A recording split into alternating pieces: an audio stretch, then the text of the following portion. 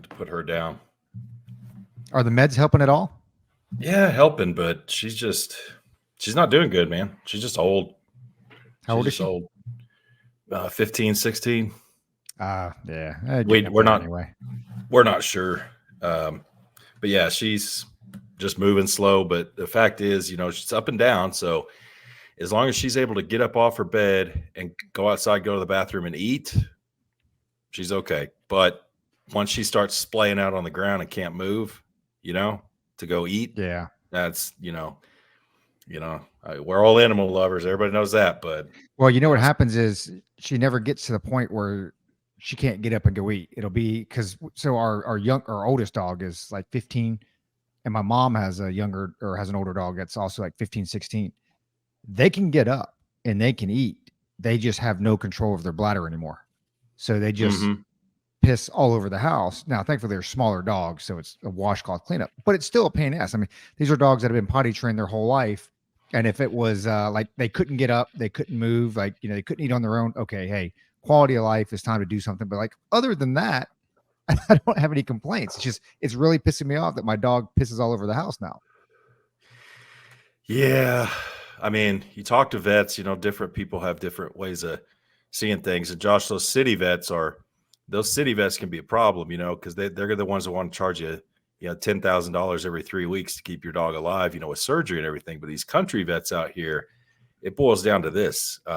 They have their certain flow chart on what quality of life is. And they would even say, to the situation you described, Roger, they would even say that quality of life is suffering, because dogs and humans are different. Humans, you can put on diapers, you can put them in a nursing home, and they can still enjoy somewhat of a quality of life. Dogs aren't like that. When they stop going to the bathroom when they're supposed to and where they should, that's a sign from nature that dog needs to go.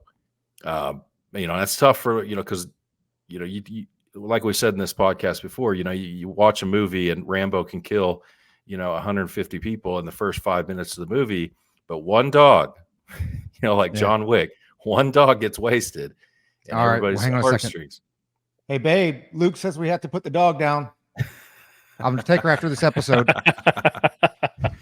Josh, do you guys have those city vets or those country vets? It's a mix. So our vet office that we take our critters to, they're kind of country vets. I mean, they lay it out and they obviously give you the option, but they're very blunt about it. They're like, so we just had to, here probably a couple weeks. Yeah, I think, it's been a couple weeks. We had to put our oldest cat down. And he was old, man. I mean, we rescued him right when we moved to Maryland, and that was like 2008, 2009. We got him right then. And he was a couple of years old when we got him then. And so, you fast forward, like he was probably 16, 17-ish, years old. And, he got to the point, man, he was skin and bones, but he was still eating. He didn't have any, he wasn't, he didn't stop eating. He didn't start going to the, bathroom. Like he still used the, the litter box, like, supposed to and everything. But you could tell he was slowing down. It was hard for him to move around, especially first thing in the morning. Those old bones. And he had a stroke one night, and of course, we took him to the vet, first thing the next morning. And I mean, the vet was real. The vet's like, look, age wise, everything, like we can, there's some things that we can do if you want to. But, we recommend, like, he's lived a long, good life, and so, and they give you the option. Hey, it's going to cost X, number of dollars, and it ain't cheap, if you really want to do this. But a lot of times they'll recommend, they'll be like, hey, we recommend you go ahead and, do the humane thing and, and put it down. So yeah, man. That's awesome, dude. Because normally vets, like the vets that I've run into, like we've had to put a dog down, and we've talked about it before. I mean, vets are part of the family, or vets, your pets are part of the family. Well, vets should be part of the family too, as much as we pay them. But it's, they make you, like, at least the ones I've run into make you feel like crap. It's like you get to the end. It's like, okay, So, for $10,000 a month, we can cryogenically freeze your dog. Yeah. And, and we'll store him for the next 50 years till a cure, comes from, for megaesophagus. And then, we'll thaw him out and boom, he'll be a brand new pup again. And the fact that you won't do that, it's like they're appalled. Like, then you shouldn't be a pet owner. It's like, come on, dude. Yeah. It's an animal, right? Yeah. We kind of had that right before we moved, to North Carolina. Our dog that we rescued right after, the wife and I got married when we lived in Puerto Rico. We got her, she was 8 weeks old, and, she was getting up there, in age. And she had this tumor growing in her mouth, and it got to the point where it was very hard for her to eat and stuff. And, the vet, we took it, we were taking her to the vet and everything. And the vet's like, look, we can take this out. She'll be fine. And it was just like, okay, well, what's her quality of life afterwards? And what is the probability that this comes back, either in her mouth again, or it comes back elsewhere? Right. And it was like, oh no, it'll be fine. It generally doesn't come back and blah, blah. And it was thousands and thousands of dollars. And it was just like, dude, I can't, and she was, by that point, she was 14. Like, wow. Dude, yeah, she's 13, 14 years old. And, but yeah, and the vet was very much like, well, just putting them down that's not all that's not always the right answer. But it was just like, dude, like, she's lived a long, good life. She's been spoiled rotten. It's time. And she had gotten to the point to where she couldn't hold it all night long, right? She peed on our kitchen rug every single night because she couldn't hold it anymore. She couldn't climb stairs anymore. She couldn't jump up on the bed anymore. She couldn't jump up on the couch anymore. Wherever she laid down at night when we went to bed, that's where she was in the morning. And so it's like, no, man, like, she was a very active dog all her life. And it was just like, we can't let her live like this. Speaking of putting people down, or not people, putting animals down, you guys want to hear about the Ultra real quick? Yeah.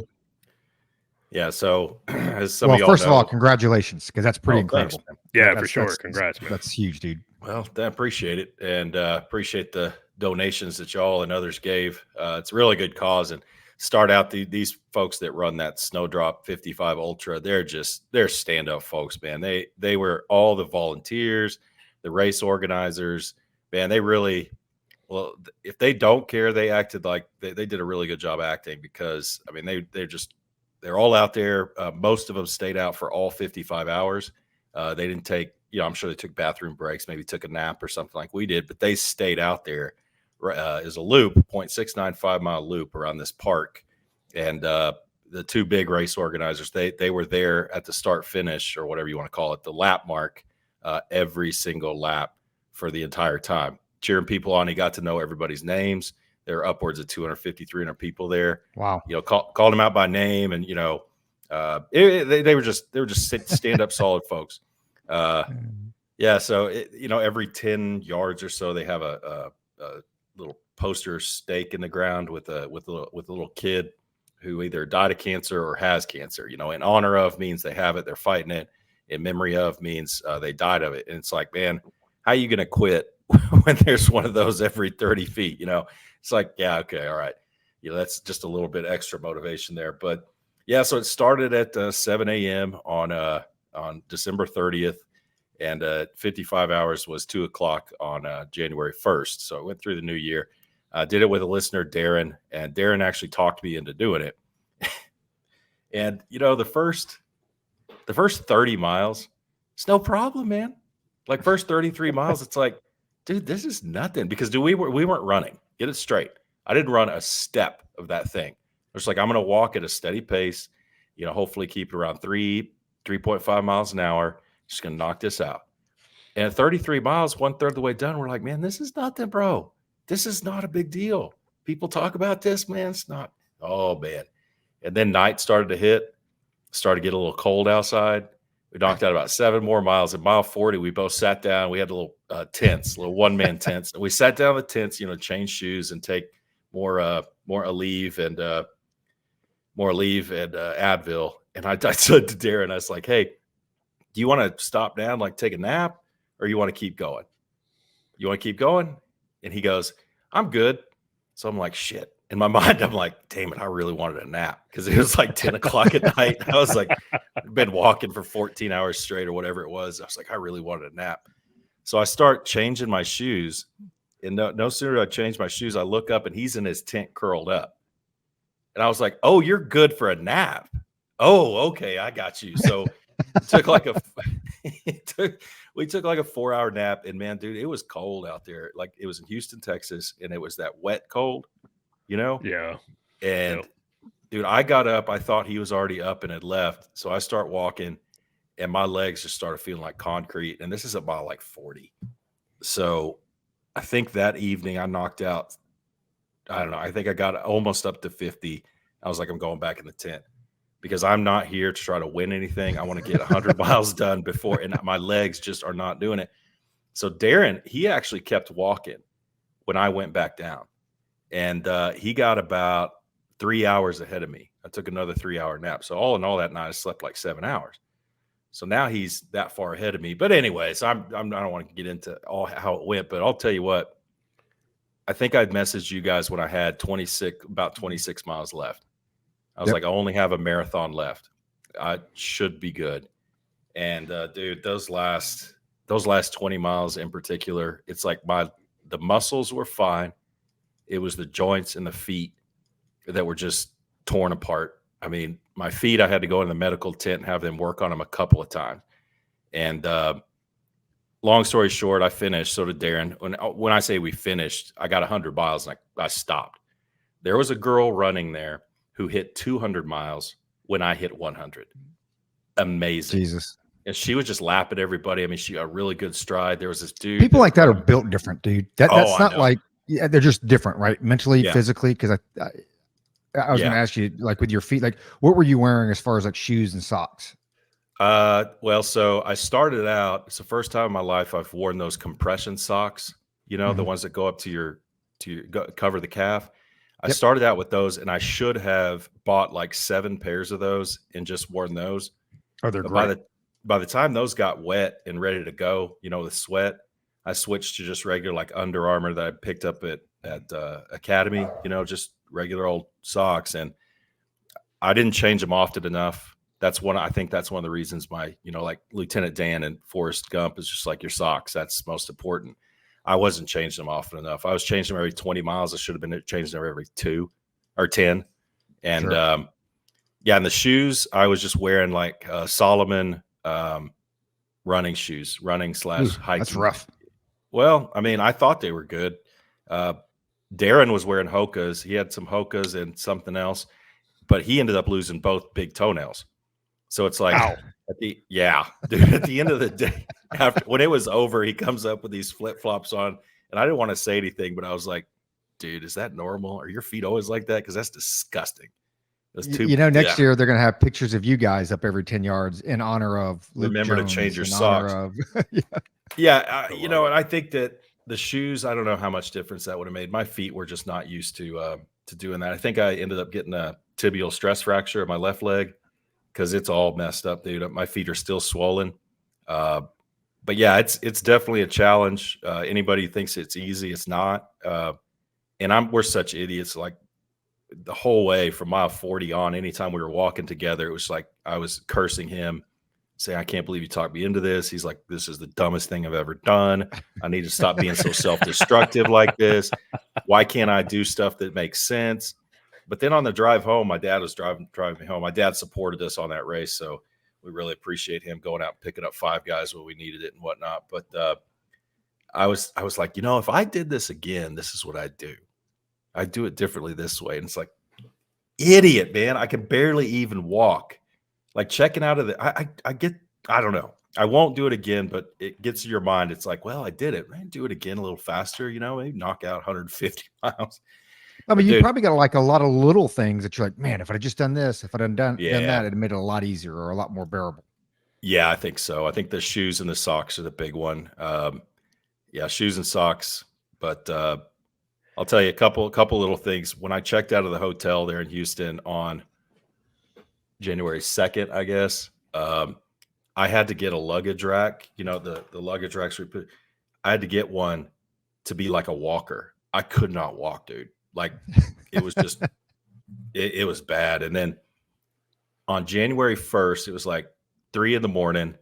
I had like, I don't know, 12 miles left, which 12 miles sounds like, but after you've gone 88, it's a lot.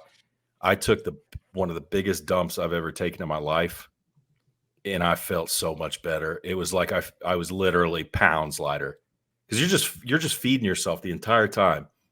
You know, every 0.695 miles, you stop, you get a little peanut butter sandwich, you get a banana, you get some water, you just continuously feeding. And I wasn't pooping, you know, for almost 2 days. And then, man, when that thing unleashed, bro, I felt a lot better. A lot better. Yeah, man. So it was a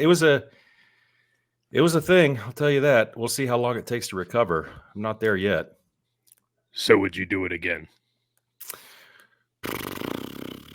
Knowing how stupid I am, I might. Why don't the three of us do one at the end of this year? Well, we could do one as a team. Yeah. I mean, that would be fun, dude. If we did it as a C3. team, we had like a couple of folks. The majority of the people out there were doing it as a team. And the difference between me and them is they were actually having fun. You know, because you can set up your tent. People had their tents set up. You know, it was all nice and everything. They had the coolers that people had their feet up, cheering people on. It's like that's fun. You know, yeah, I Keep going, Josh. definitely One more do it lap. as a team. Keep going. I definitely do it as a team for sure. For sure. So as a team, each one of you each one doesn't have to do 100 miles. It's just 100 miles cumulative between. It's how much ever distance you can cover over 55 hours. So it could be like there was one team when I finished, there was one team that was up around 300 miles. So, I mean, they were all runners, you know, but yeah, I mean, you could go for 150, 200, 100, it doesn't matter. But I'd be much more fun as a team, that's for sure. I'd do it again. The only dangerous part about doing that is, and I'm not saying we would hit 300 or 400 miles or anything crazy like that, but I think the three of us are we're fairly competitive. And you get to the point where like, you going to stop? Well, I ain't stopping. You going to stop? Well, I ain't stopping. You going to stop? Well, I'm not stopping. And next thing you know, we're there with, you know, busted toenails and, you know.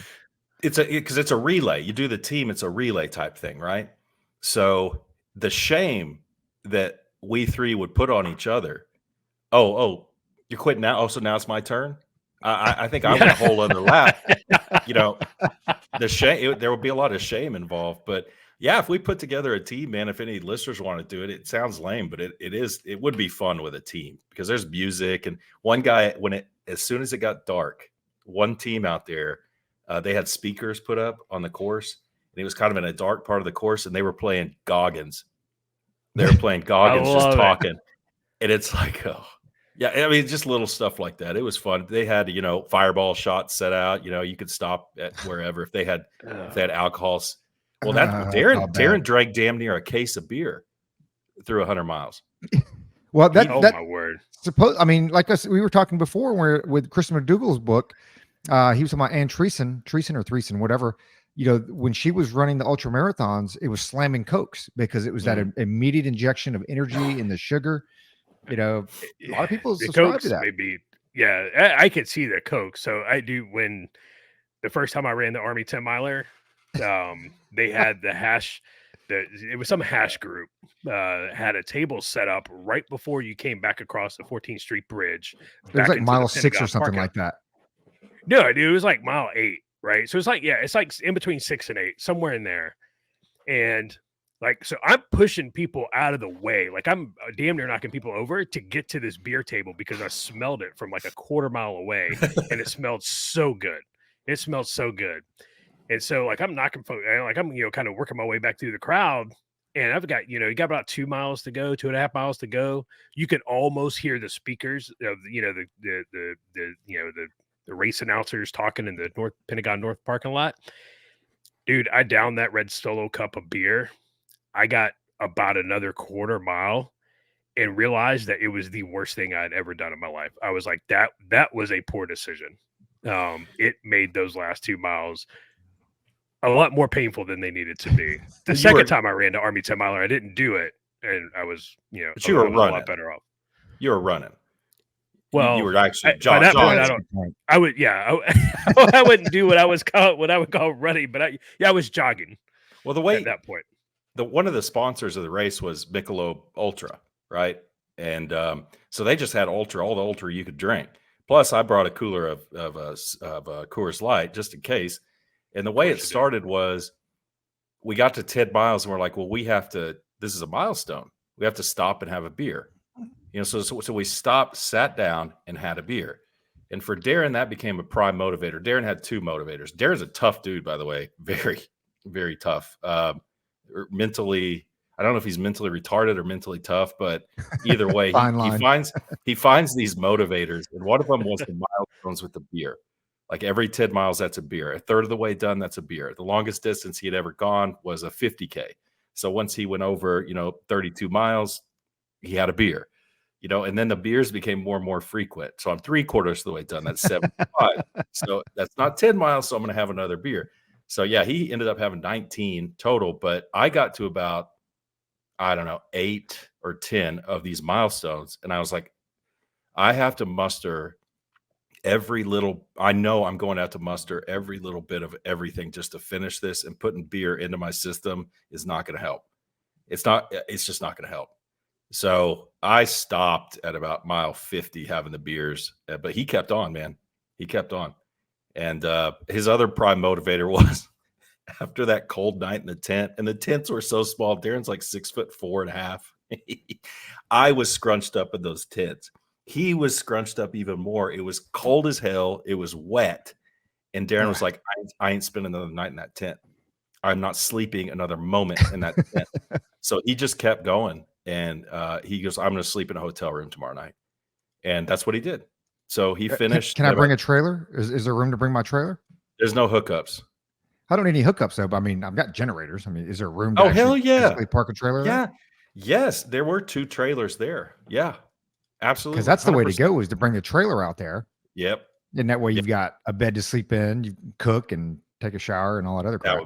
That would be perfect. There were a couple of trailers. So, but yeah, like I said, no hookups, but if you've got all that stuff, it doesn't make a difference. So yeah, I mean, if you guys want to do it, man, team, if any of the listeners, shoot, man, we can't even get the listeners to post on Twitter. I doubt they're going to do the Snowdrop 55. Darren was like, I ain't even doing it as a team. He's like, I'm done with this bullshit. I don't blame him. Hey, at least you did it though, man. That's a huge accomplishment. Yeah. I mean, it's something. It's something. Hey, man. Yeah. We learned, people like us learn best through pain and repetition. It's funny because when Josh was talking about the beer table, I was running with another guy in our unit at the time.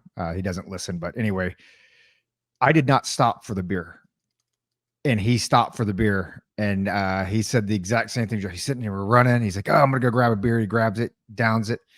For him, it wasn't a 1/4 of a mile. It was probably about a 1/2 mile to a mile. He's like, "Hey, Roger, remember when I grabbed that beer back there?" He's like, "Yeah, man." He's like, "Bad move, all bad."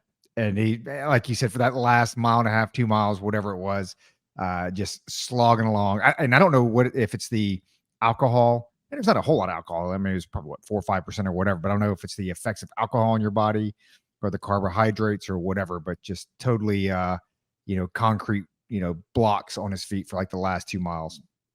That your body does weird things when it's suffering, and I think they're having a beer while you're running. Hell, they do like funny races about that. Like, they'll do a mile and you have to have a beer every 100 yards or maybe even a 1/4 mile. You just watch people throw up.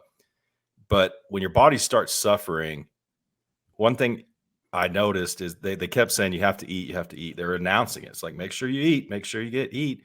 And you can feel yourself hungry, but you have no appetite. Like you don't want to eat anything. And for that matter, it's like drinking is tough too. It's like, I know I'm thirsty, but I don't want water. It's I don't know what that survival thing that is, but it was weird. Right? You had to force yourself to eat. You had to force yourself to drink. And I'm like, God, I don't know what kind of, blueprint you have set up here, but it doesn't make any sense. You would think that anything would sound good, up around mile 85, but nothing. They had nice bacon out there, nice eggs, pancakes. None of that shit sounded good. So how were you feeling at mile 99? Were you like motivated, like, yeah, no, 1 mile to go, or were you like my last two laps were the fastest. Two reasons for that. I put on some motivating music, on my headphones. I just, stuff that's always motivated me, and I knocked that out. Number two, I just wanted to get done. Yeah, I put on the C3 podcast. Super motivated. But I knocked out pretty. I'd say I was walking 4 miles an hour on the last two laps, which is a brisk pace. That's but good. Darren ran his last lap. He ran it. I was like, I physically could not run. Couldn't. If I was a race organizer, the speakers, it would be David Goggins and CT Fletcher on a loop. And that would be it. Yep. CT Fletcher would be a good one.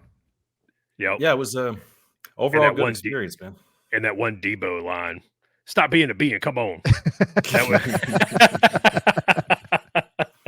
It would just be that on a loop. That's the difference between men and women, though, because little things like that motivate you.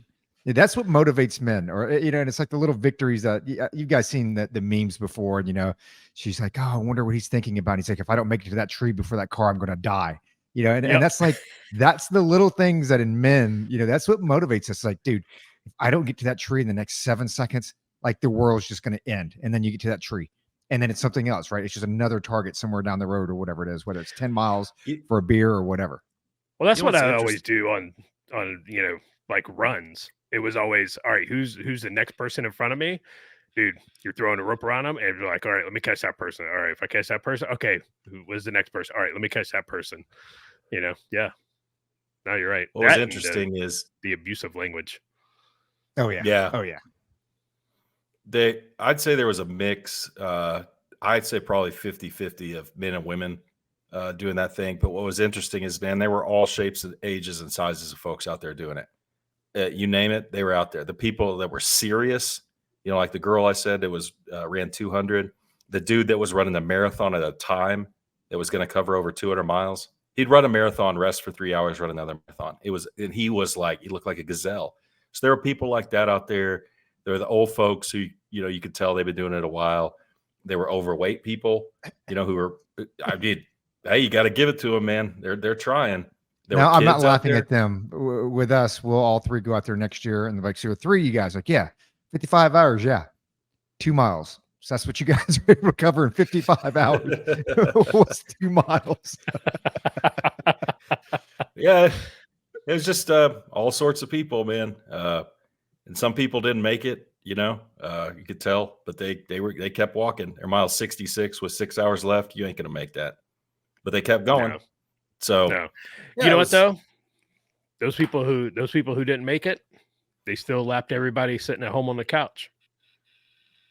So, dude, good for them. So Houston, you remember it was in Houston. You remember Houston, Josh? Yeah. Right. So when it hit midnight on New Year's Eve and coming up to midnight, it sounded like a bad day in Baghdad.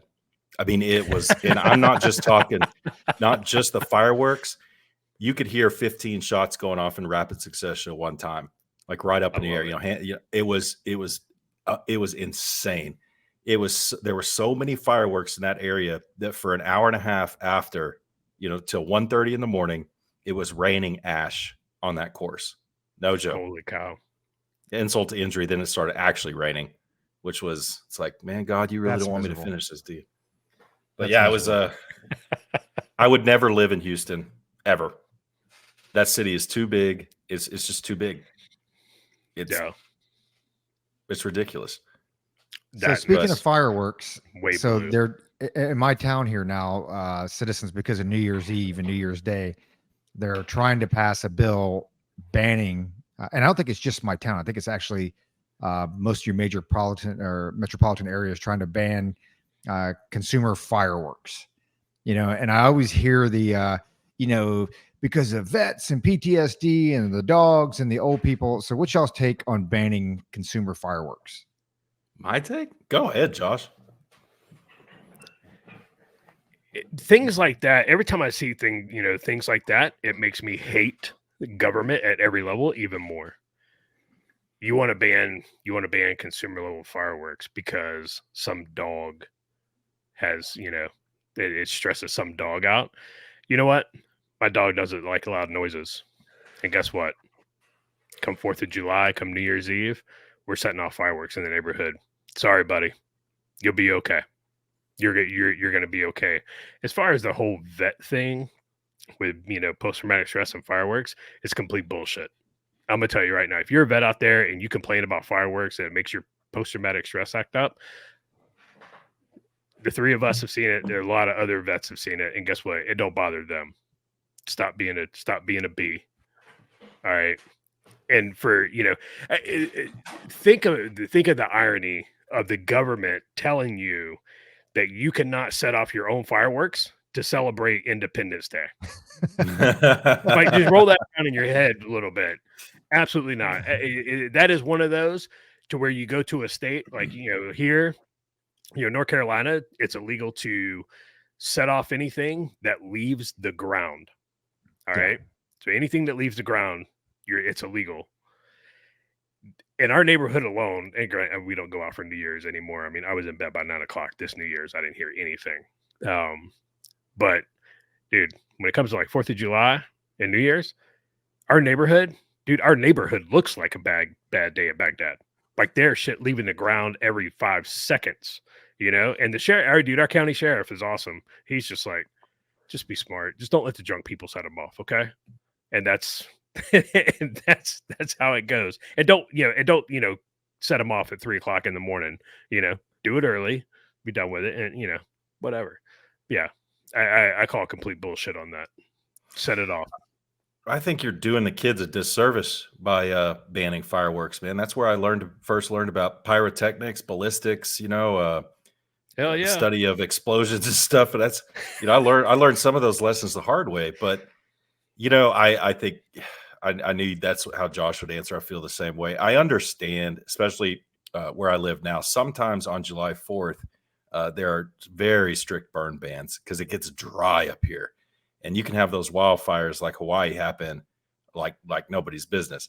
In those types of cases, case by case, I get it. Okay, we're not going to sell fireworks this year. You want fireworks? You want to see them? You're going to go to a controlled area and you're going to watch, Sure. You're going to watch it, the pros do it. I understand that, but just blanket in general, banning them. It goes back to that article that Josh shared with us about that dude in Pennsylvania. I think it was, is selling raw milk and whatever, and the feds raided his property today for selling raw milk. He's fined somewhere around $250,000 total. He wasn't going to pay it, and it take one thing away after another.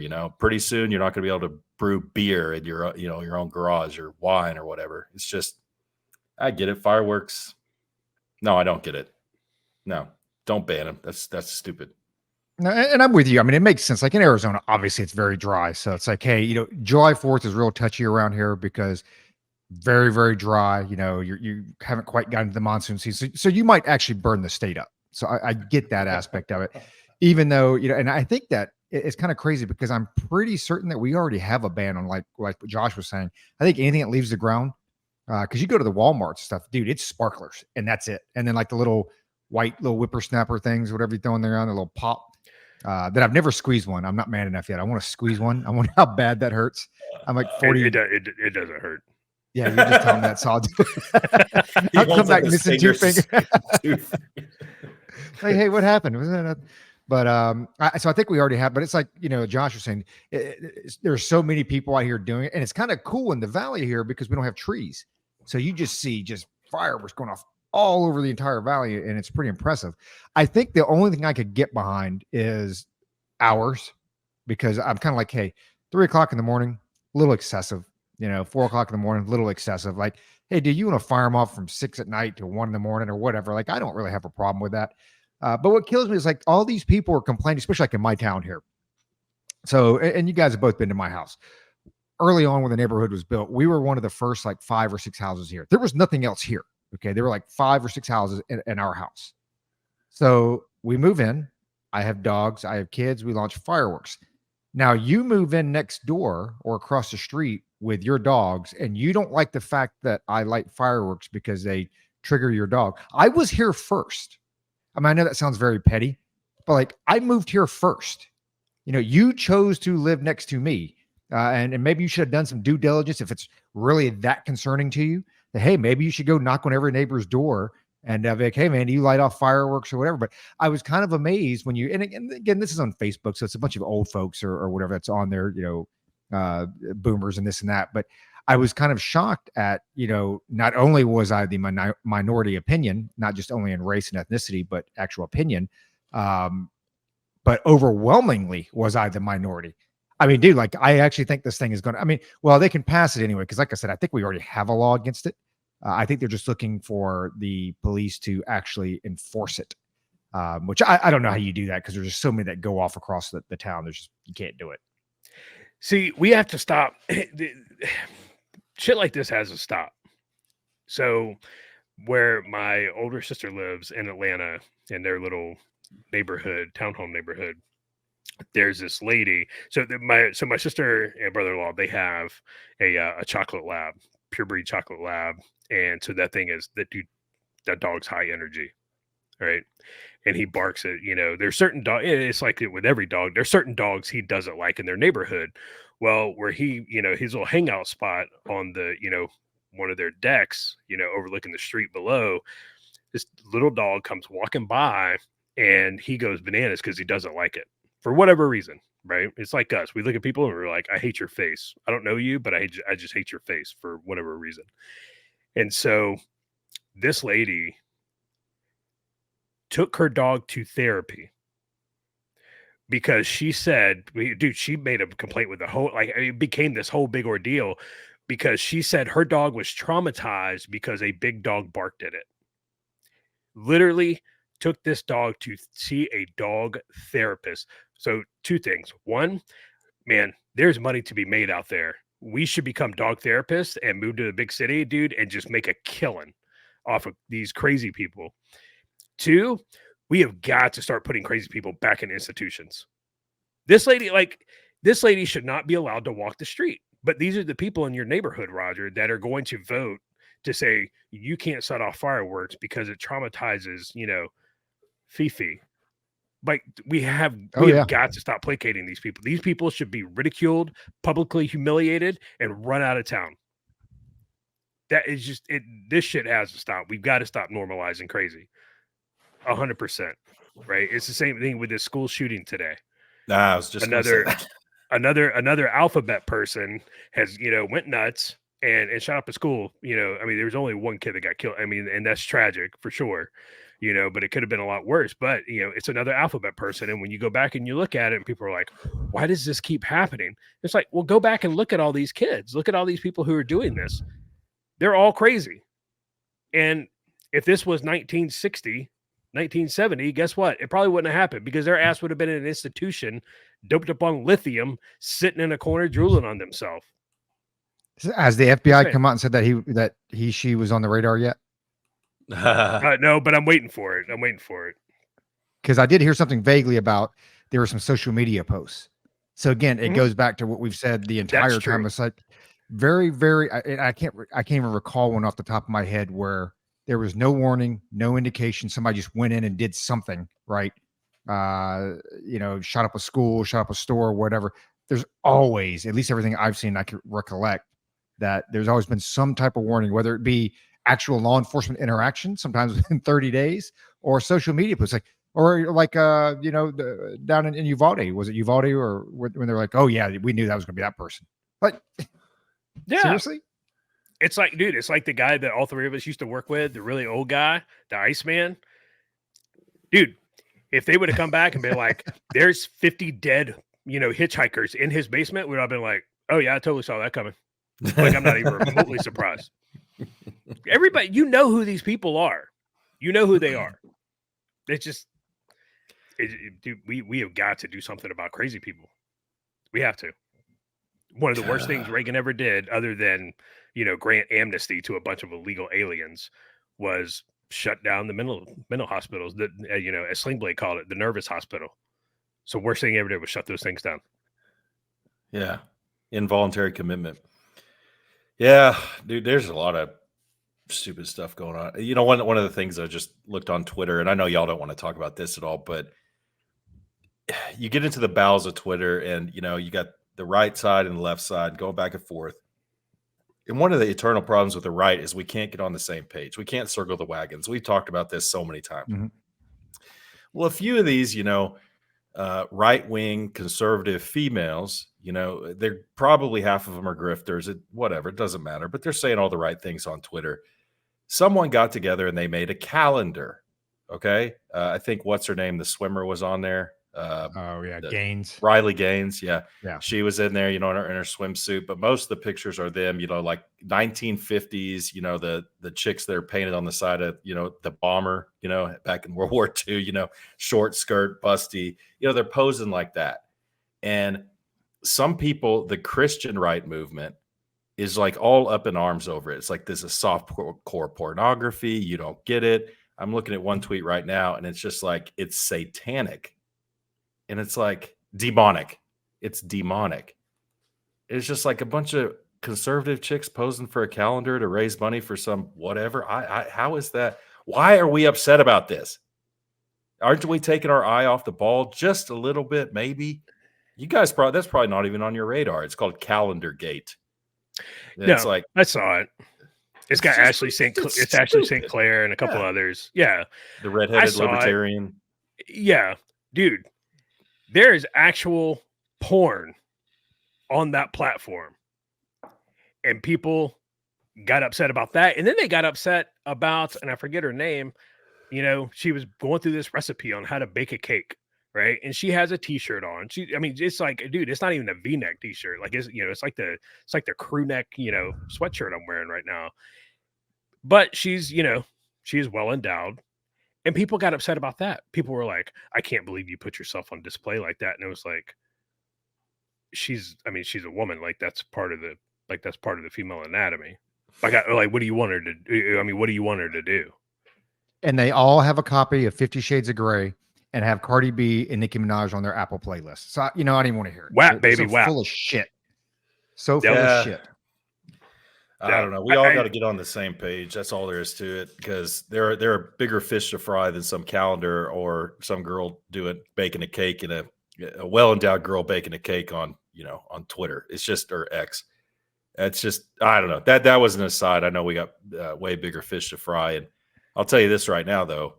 The Epstein list and stuff, I don't know what dropped tonight, but the last one that came out, I didn't, and I haven't followed it real close, but it didn't tell me anything I didn't already know.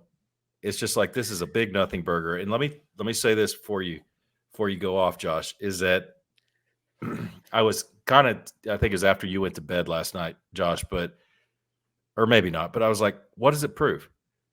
Someone's on his list. So he had conversation with someone. What does that prove? That this person had a relationship with Epstein? It doesn't really prove anything. You know, we're talking about circumstantial evidence and all that stuff. And I started thinking, I was like, I wonder how many of people in my friend group, not even my friend group, someone I have a relationship with, even if it's a tangential, I wonder how many of those people are doing some shit that if it ever got out into the light, you know, it'd be like, oh my God, I won't be associated with that person at all. I'm sure two we of them all have. right out here. Yeah, right. You know what I'm saying? Like, think of somebody, you know, friend of a friend, right? You talk to them, you know, 4 or 5 times a year, whatever, at parties, and all of a sudden this person that you don't even know very well gets busted for child porn. And they kept detailed records of who they talked to all the time, and Roger's name's on the list. Does that mean Roger is really involved with this person? Not necessarily. Man, Epstein knew everyone. Does that mean every single person slept with an underage somebody? No, it doesn't. Doesn't mean that at all. So it's like everyone's waiting for this juicy, you know, tell-all detailed diary to come out that's going to say who, you know, how many underage chicks Bill Clinton slept with on, you know, Pedo Island. And I just don't think that's there. But my question, Josh, is why take so long to release something that everyone already knows? Like, if this isn't a smoking gun, why hold on to it for so long?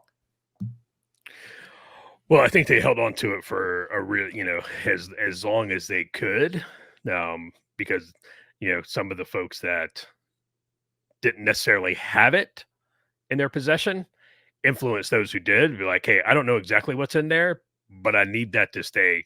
I need you to slow roll that as long as possible. I think that's a large part of it.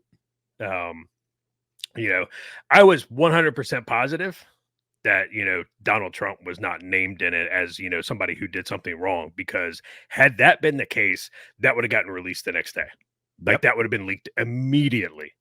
So I was pretty positive on that.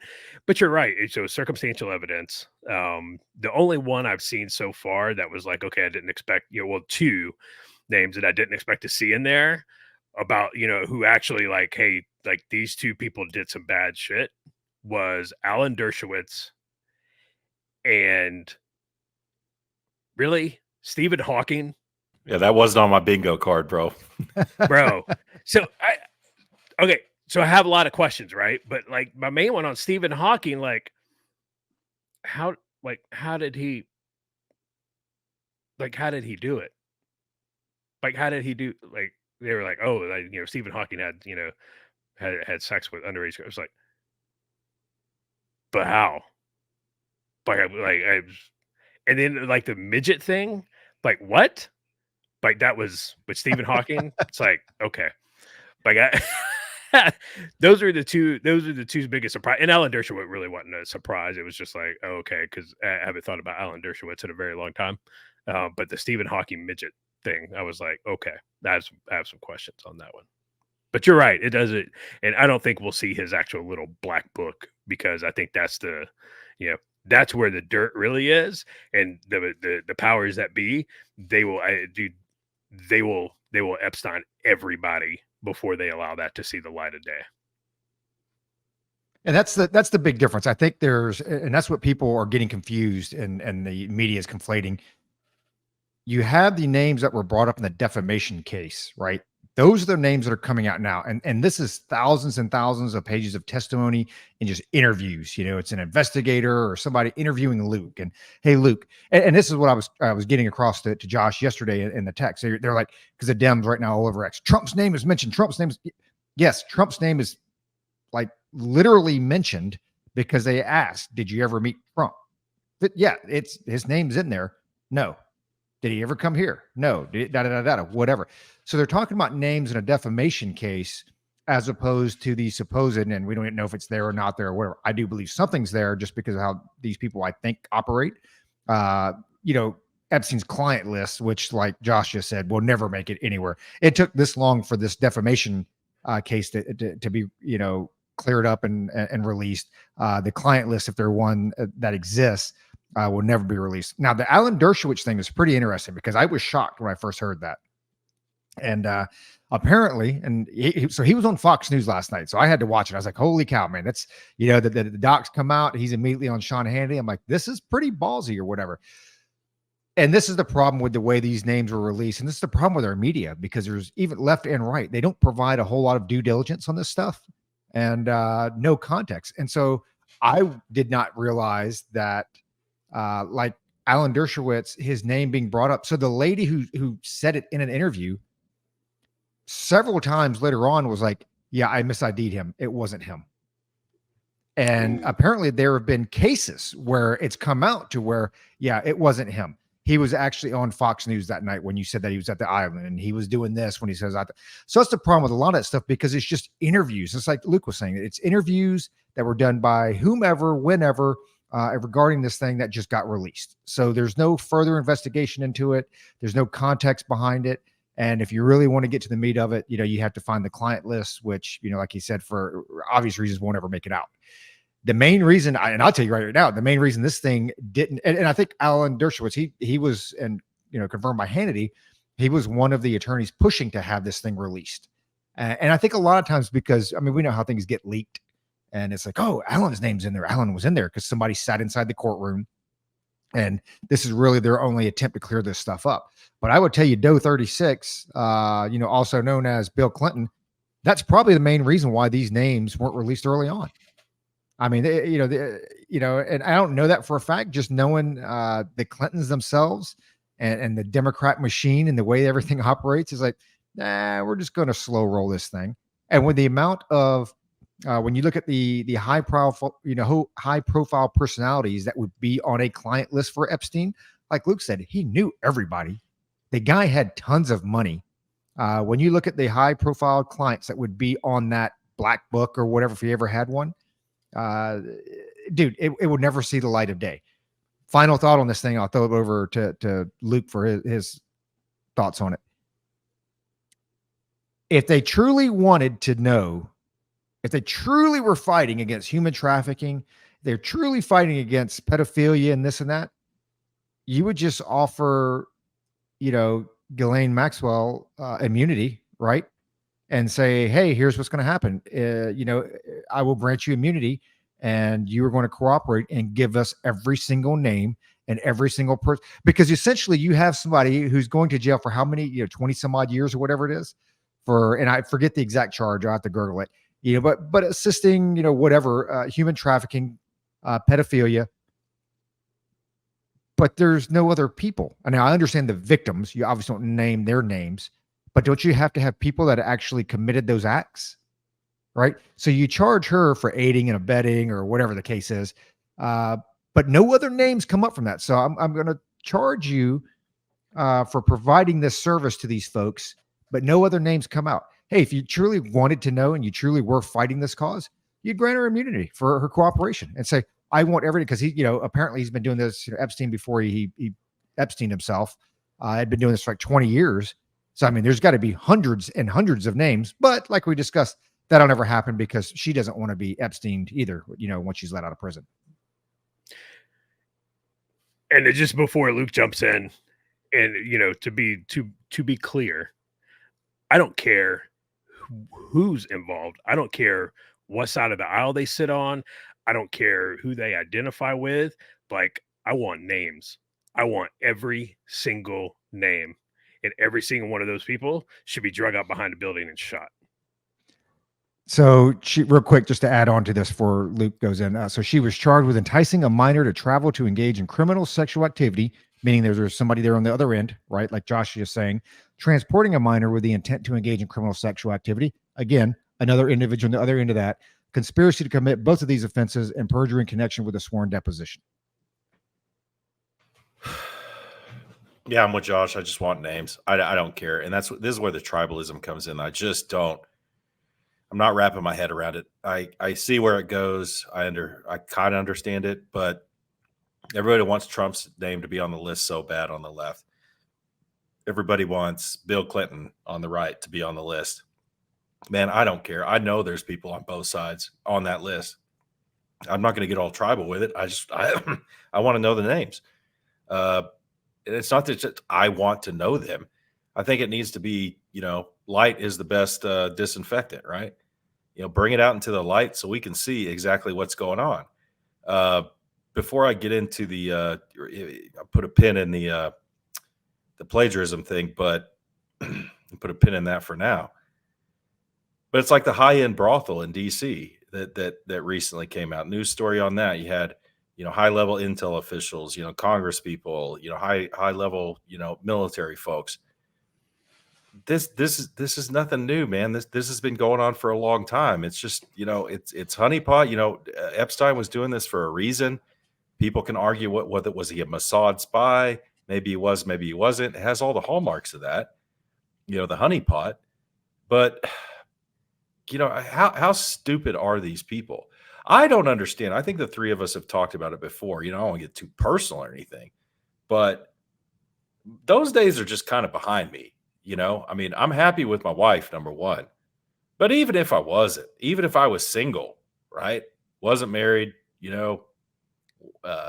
Michelle, took a smart pill and decided to leave me, as she rightly probably should, because, I think she's blind anyway. She can't see. I'm kind of a loser. But anyway, if I was single, dude, I'm not chasing tail, man. I'm just not doing it. Even if somebody dangles it in front of me, man, it's just not worth it. It's too much effort. It's too much time. I just rather go to bed. I'd rather go to my hotel room, have my 6 Coors Lights, watch whatever I want to watch on Netflix, and just chill. I don't have time to be fooling with any of this stuff. But I guess that these rich people, these politicians, I guess they're just enticed by it. A woman, a younger woman throwing themselves at them, and they're just enticed by it, and they just can't help themselves. I just can't wrap my head around it. I can't. I don't get it. So I don't know. It's weakness. It's human weakness. It's one of the reasons prostitution is the oldest career field in the human experience. It's weakness, and I would think it would be pretty easy to rope in a young man, but these old dudes, I just don't get it. But I don't know. I kind of went off there. The tribalism is one of the things that just cracks me up with this whole thing. Trump, Clinton, whoever, I don't care.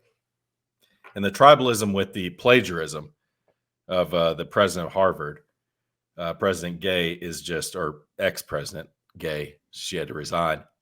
She said she voluntarily left, but she didn't. It's crazy to me to see journalists, the Associated Press, coming out and apologizing for plagiarism.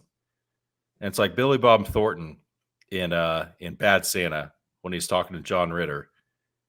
I just want to say to them, you guys might want to think about this shit. You're defending plagiarism. You can't, in journalists defending plagiarism because they're so tribal that they have to. It's like, we're living in bizarro world, man. I don't think that Gay deserves too much time on this podcast. We got a couple things that we really want to get to, including the recruitment stuff. Probably should have covered that straight up at the beginning, but the plagiarism thing is just, to me, it's just like, that's a cut and dried. But since, her intersectional quotient is so high, we have to defend the fact that she, lifted whole paragraphs from other professors in order to get a tenure, in order to, or to keep her tenure. I don't know, keep a tenure, but to gain it. It's just, I don't understand. I mean, and again, I don't care if she's white, black, male, female. I don't care about her sexual orientation. You plagiarize. If I would have done that, if I would have got caught plagiarizing in college, straight to jail. Not straight to jail, but you're out. You're out. It's very, very simple. That's why there's an AP style guide. That's why there are very strict rules on annotating where you got your research. I can't think of the term for it right now. But anyway, I don't know. Citations, yeah. So anyway, I don't know. I don't know if you guys want to touch on that or not. I said I was going to kick it to Josh like 5 minutes ago. And then I went off on what's her name, Gay, and talk about all kinds of craziness. No, you're right on that. It's plagiarism. So in warrant officer candidate school, you have to write 2 papers. And if you get caught plagiarizing, you get kicked out because it's an honor code violation. All right. And those are in place at all the service academies. So, they would have kicked. I wonder how many students have been kicked out of Harvard for plagiarizing papers. But yet, when the president of Harvard does it, to climb the ladder, it's okay. And when you call it out, that's racist. Whatever. Yeah, I'm not gonna give her too much of her time for that as well. So, Can I ask one question about plagiarism? Because sure. I've been using ChatGPT quite a bit, and everyone knows how ChatGPT works. I mean, maybe you don't, but it's just a giant data scraper. It scrapes the entire internet for, phrases, for whatever. I don't know exactly how it works, but that's not a machine doing the production. It's using other information that's out there. So I'll kick this to you, Josh, because I cut you off. I just want to ask this question, throw it out there to the audience as well. If I ask ChatGPT a question, hey, I really need write me a 500-word essay on the importance of safety in the workplace. Boom. And it's going to spit out 500 words that look really nice. They look really good, right? It's not citing any of the sources at all. Not even a little bit. In fact, OpenAI is being sued by New York Times for that very reason. You're not citing the fact that you scraped all these different articles, put them together in this particular order, and boom, you got a product. So is using Chat GPT to help you in your everyday work to write a proposal or a business plan or anything, cost benefit analysis, is that cheating? Is that plagiarism? I don't know. It's just, what do you think about that? It's a good question. I don't think it's cheating.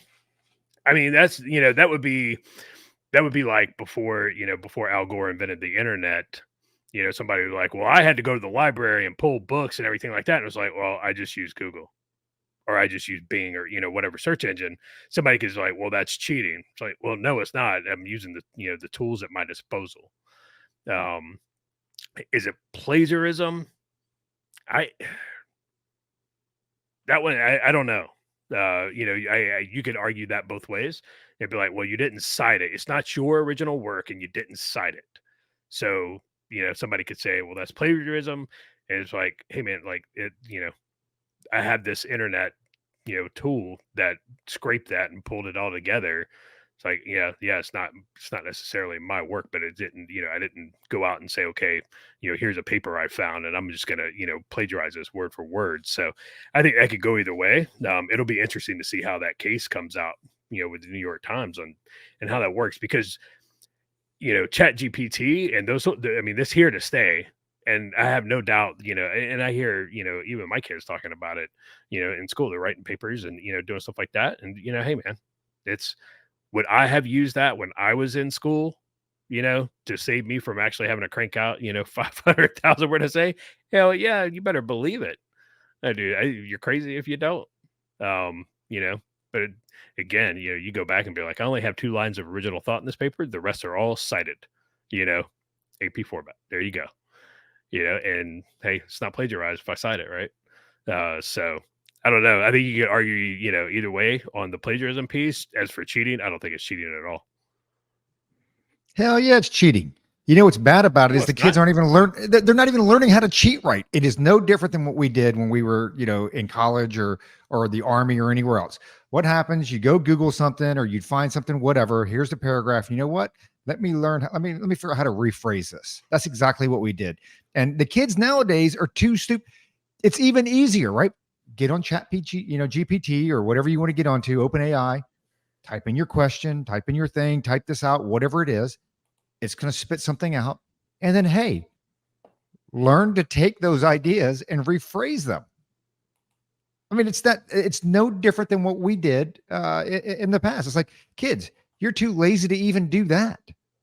And this is the fine line, is because like some of that stuff, because it's like Wikipedia, right? They say, and I don't know if this has changed because I haven't been in an academic environment in so long, and it probably has, just seeing how the left now defends plagiarism. But it's, back in the day, you couldn't use Wikipedia as a source, right?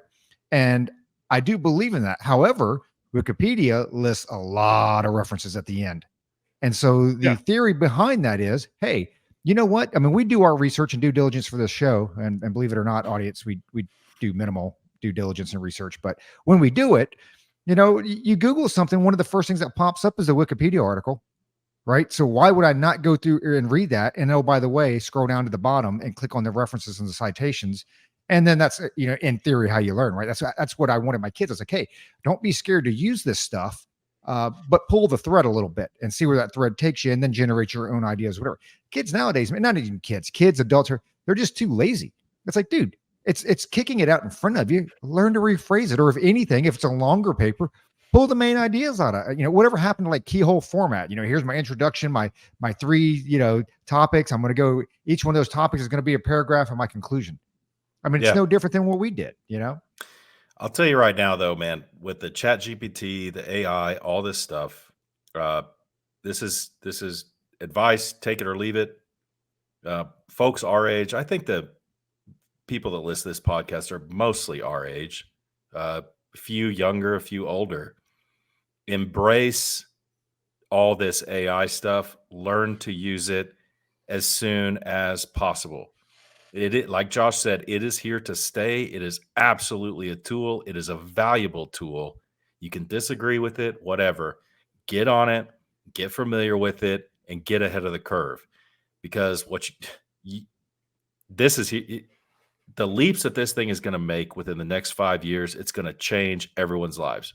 You can laugh if you want to. It'll change our lives like the internet did. Put it to you that way. Maybe a little bit more. Once it becomes more interactive and user friendly, get to know it. Get to know it now, because like Roger is saying, with all this stuff, you're citing, you can't cite Wikipedia, but you can cite the citations within Wikipedia. I agree with him there. That's the cornerstone of learning. Is you may read something in Wikipedia, it's cited, you go down and read the citation. It's like, wait, Wikipedia, you obviously have some kind of political bit here, because that's not what the citation says. You're making a leap based on whatever. So it's only as good as the input that you give it. Chat GPT. The more detailed you can give the input, the better the answer is going to be. So in other words, if you got two kids cheating on a final essay, right, for a final theme or whatever for some English class, some senior level English class, Dorkface the jock is going to go in there and give a 2-sentence prompt to Chat GPT. It's going to spit out a 1,500-word essay that's going to be garbage. Where the egghead goes in there and gives very detailed input. It's like, I need it to be about this with X, Y, and Z, subtopics A, B, and C, 1, 2, 3. It's going to spit out a better essay. So the way I use it is it's absolutely a tool. What it spits out, I don't use as a final product. I use it as a thought prompt. So I'm telling y'all, learn to use it, embrace it, don't fight it, don't be a Luddite, get ahead of it, because it's something else. So Roger, that thing that you sent us where you can invest based on how U.S. Congress people invest, is that an AI tool? I think they're calling it AI, but again, like we've talked about, it's not AI. It's AI in the fact that there's no I, it's automated, and there's no, artificial, it's automated. So what it does is actually, let me pull the name up, and some of our listeners may have found this, and I haven't done the link yet for it. It is called Autopilot. So it basically, when a member of Congress, and I know I've had some disagreements in the past with Josh on this. I think I'm leaning more and more to his train of thought on all this, but it's another topic. When members of Congress make a trade, and I'm sure there's a threshold. I don't know if it's every single trade. There's probably some threshold in there somewhere, dollar amount, market cap, whatever. Now they basically have to report it. But now the reporting isn't immediate. It's like 45 days or 60 days or whatever. No, exactly. But I think some offices, like Nancy Pelosi's office, I think she makes so many trades and she does it so often that basically every 2 weeks her off, and she's probably got dedicated personnel, right, that sit there, and every Monday, every other Monday, 1st and the 15th, whatever, they come out and, hey, here's the trades or whatever. And what this program does is you link it to your brokerage account, whether it be Robinhood or Webull or Charles Schwab or whatever, and you can have it mimic the trades of these congresspersons in there. And and it's not just Congress. They list 4 or 5 folks in there, and I think there's other folks that are prominent individuals that for whatever reason have to disclose probably some insider trading, that type of legal, right? The shareholders, stockholders, leadership position, type trades. So basically you could say, hey, you know what? I'm going to link my brokerage account up to Nancy Pelosi's, and whatever trade that she makes. I'm sure you set some dollar limits, maybe percentage wise, that this account, Autopilot would go to my Robinhood account or Webull and make those same trades, whether it's buying or selling or whatever. Just from the graphic that I saw when they were reporting last year on how much money these folks made and their rate of return, dude, she had a 34% rate of return last year. And she wasn't even like the top 5. Like the top, and I didn't even recognize a couple of the names. Like the top dude, I don't have the chart in front of me. I have to pull it up when one of you guys are talking. But the top guy was a Democrat. The second guy was a Republican. And dude, their returns are insane. And it kind of goes back to the argument that Josh had made before with, hey, not letting them trade. And I think that you do have to put some, there's got to be some left and right limits, because it's like if you have a mutual fund or something like that. I mean, I don't.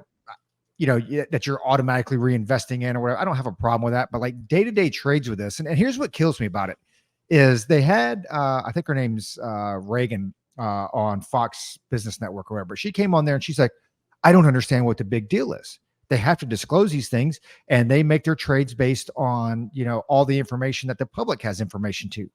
And it's like, no, not really, because they are in a legislative ability to actually pass laws that are going to impact those companies, right? It's like, hey, if I'm going to, introduce some legislation to ban all fossil fuels, well, I probably wouldn't invest in oil companies today, right? If I knew that, but I don't know that, and you don't know that. Only the legislatures know that. What's, even more important outside of just the legislative member is, and I didn't think of this, she actually brought up, she was like, I'd actually look more at the spouses. When you look at Pelosi's husband and what his rate of return is, it's like, hey, because she goes home and says, hey, you need to do this, you need to do that. And it's not just her. She, her name's always thrown around because she's always in the higher percentile as far as her rate of return. But Republicans do it, just as Democrats do. But it's all the pillow talk where, okay, well, Luke may not have a brokerage account, but his wife does. And if he goes home and says, hey, we're going to grant $500 billion to TSCM so they can go out and create semiconductors, today might be a good day to buy that, right? And to me, that's information that we are not privy to. And even with autopilot, like you said, at best case, you're at 2 weeks. That's with Pelosi's office. But I think, again, they have up to 45 or 60 days on that stuff. I mean, there's going to be such a lag time on there. I don't know. It'd be interesting to see what your rate of return. I wish I had more money to play with because I would do it, but I'm scared that I would just go broke and, be broker. So I don't know. It's pretty interesting. I'm in the Josh camp where I wish they would legislate more of that. But you know what? I mean, you're asking them to police themselves, and guess what? That ain't going to happen anytime in the near future. The temptation will be too great, is too great for them. And I'll tell you this, Darren and I were talking about it while we were walking because we looked at that same graph. And Crenshaw actually moved way down the list in 2023 versus 2022. He was like in the top 10 in 2022. Now he's down, like, he's still outperforming the SPY, which is I believe that's an ETF, whatever.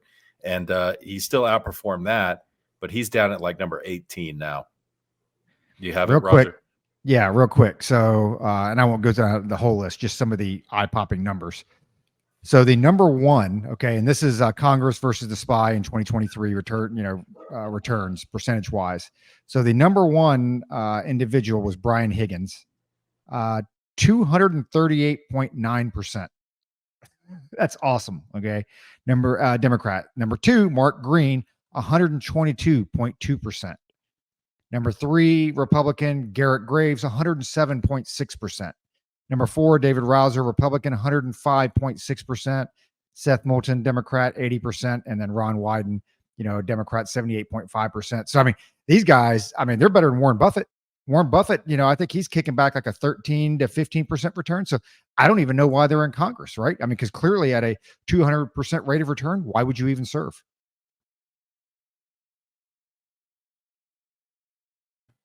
Josh is just, he's at a loss for words. I don't know. It's the same. We're hoping that certain folks like Morgan Luttrell, who just, he's a congressperson, we're hoping that he doesn't fall into the Dan Crenshaw trap. But I just think it's an incremental thing. They're presented. It's the same thing as, the Epstein Island or whatever. If they don't like chase and tail, maybe they like money, maybe they like influence. And, if you imagine with all the regulations, the regulatory stuff, and that Congress is privy to, and FDA as well, all this stuff. Something's going to happen. It's going to be approved. Think of the temptation. Hey, man, I'll just put $1,000 in this. I won't make that much money. You cross that bridge. I'll just tell my wife. I'll just tell my cousin. I'm not breaking the law. I can just see them going down that road. And it just becomes easier and easier to become Paul Pelosi, where, now your wife is a sitting member of Congress for how many decades now, and now you're multi-millionaires, some of the most powerful people in California. I know the temptation's there. It's just I side with Josh on this one. It's like, I don't have a problem with when you're elected to public office, you give up a certain amount of your rights. I know another amendment would have to be written for that, but I think the people would be behind it. The problem is the representatives aren't behind it. I don't know. It's very frustrating. Well, power corrupts. Total power corrupts, and it would be, and you're right. It would have to be an amendment, and that would never happen. There's no, dude. They're not gonna get rid of their cash cow voluntarily. That in no way, shape, or form. And it continues to, and it further erodes the trust in our institutions. Between little folks like us, with our 13 listener podcast, and the elites that sit in DC, that sit in those big stone wall buildings, that decide what we can and can't do. And it's not getting any better. It's just it's not getting better when you take a look at the trust between the American people and our institutions. And we got about 45 minutes left, and what we really wanted to talk about tonight, we haven't even addressed it yet.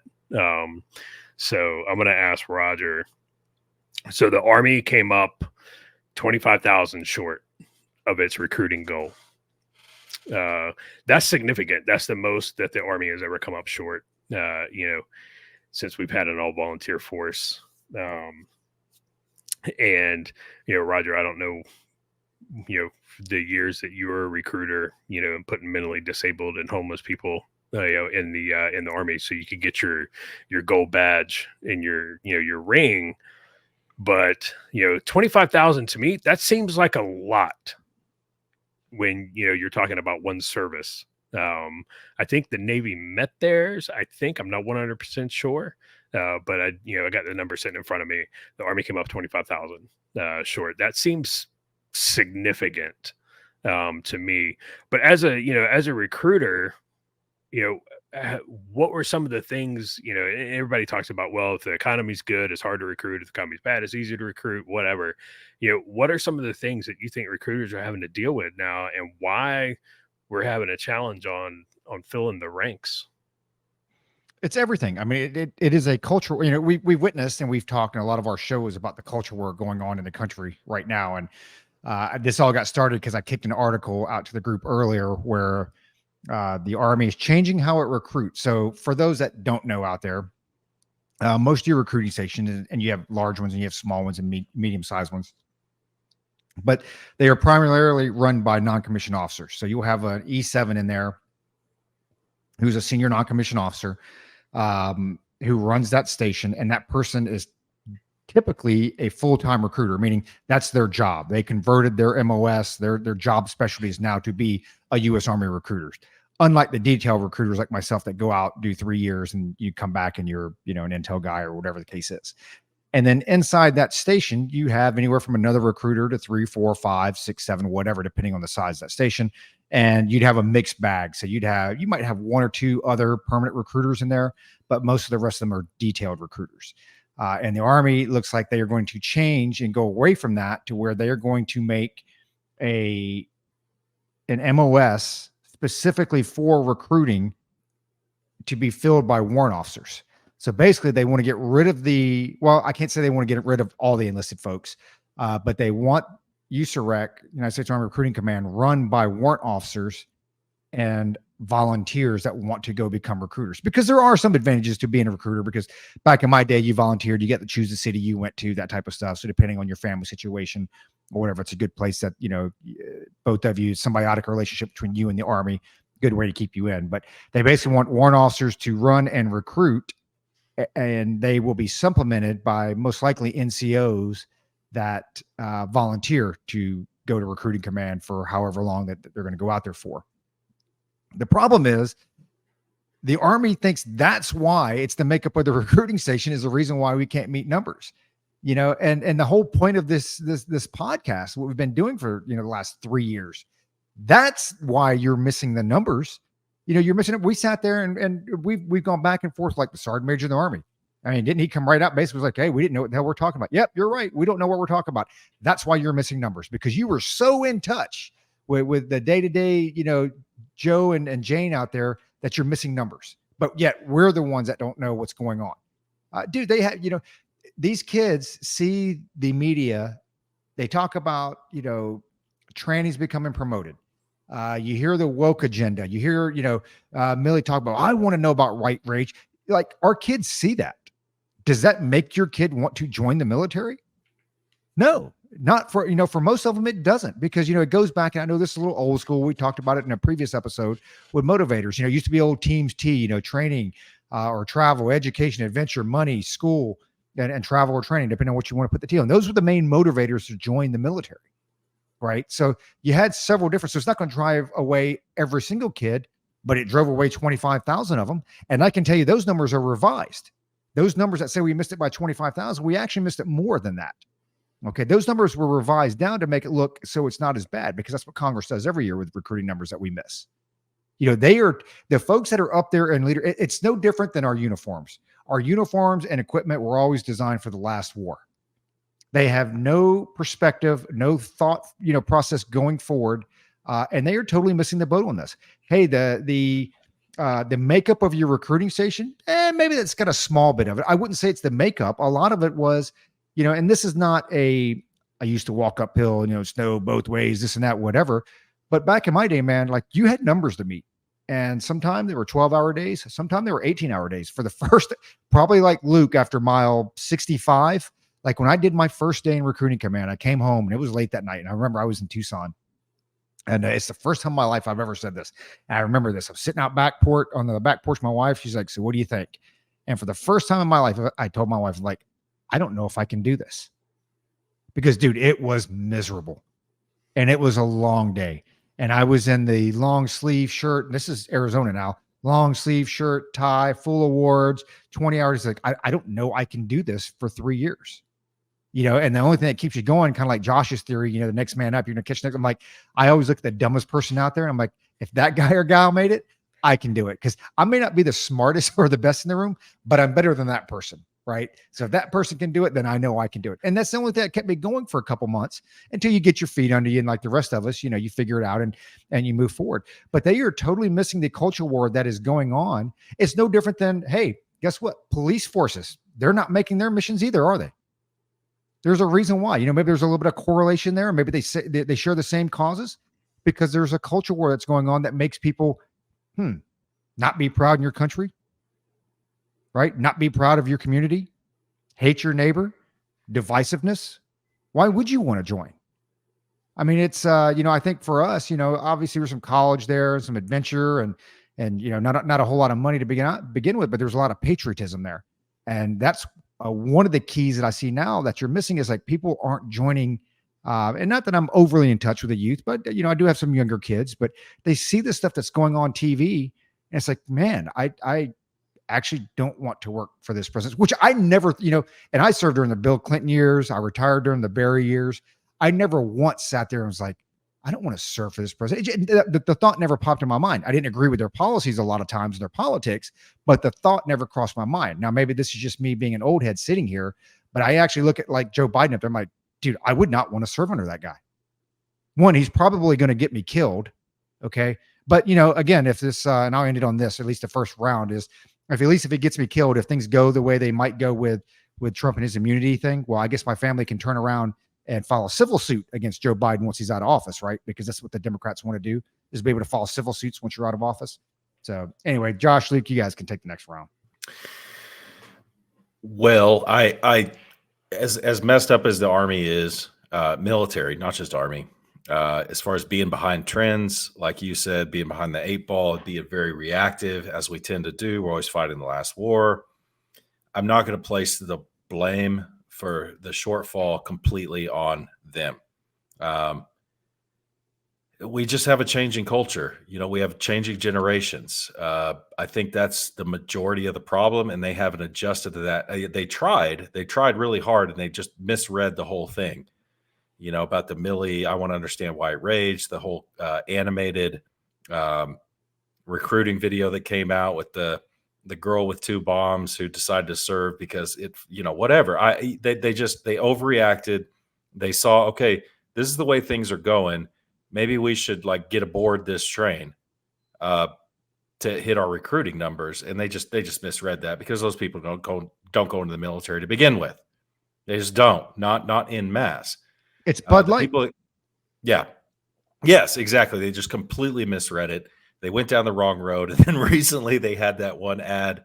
It was an airborne ad, I believe, where the guy's going out of the airplane and everybody's calling it out on Twitter. It's like, they're all white people in this ad.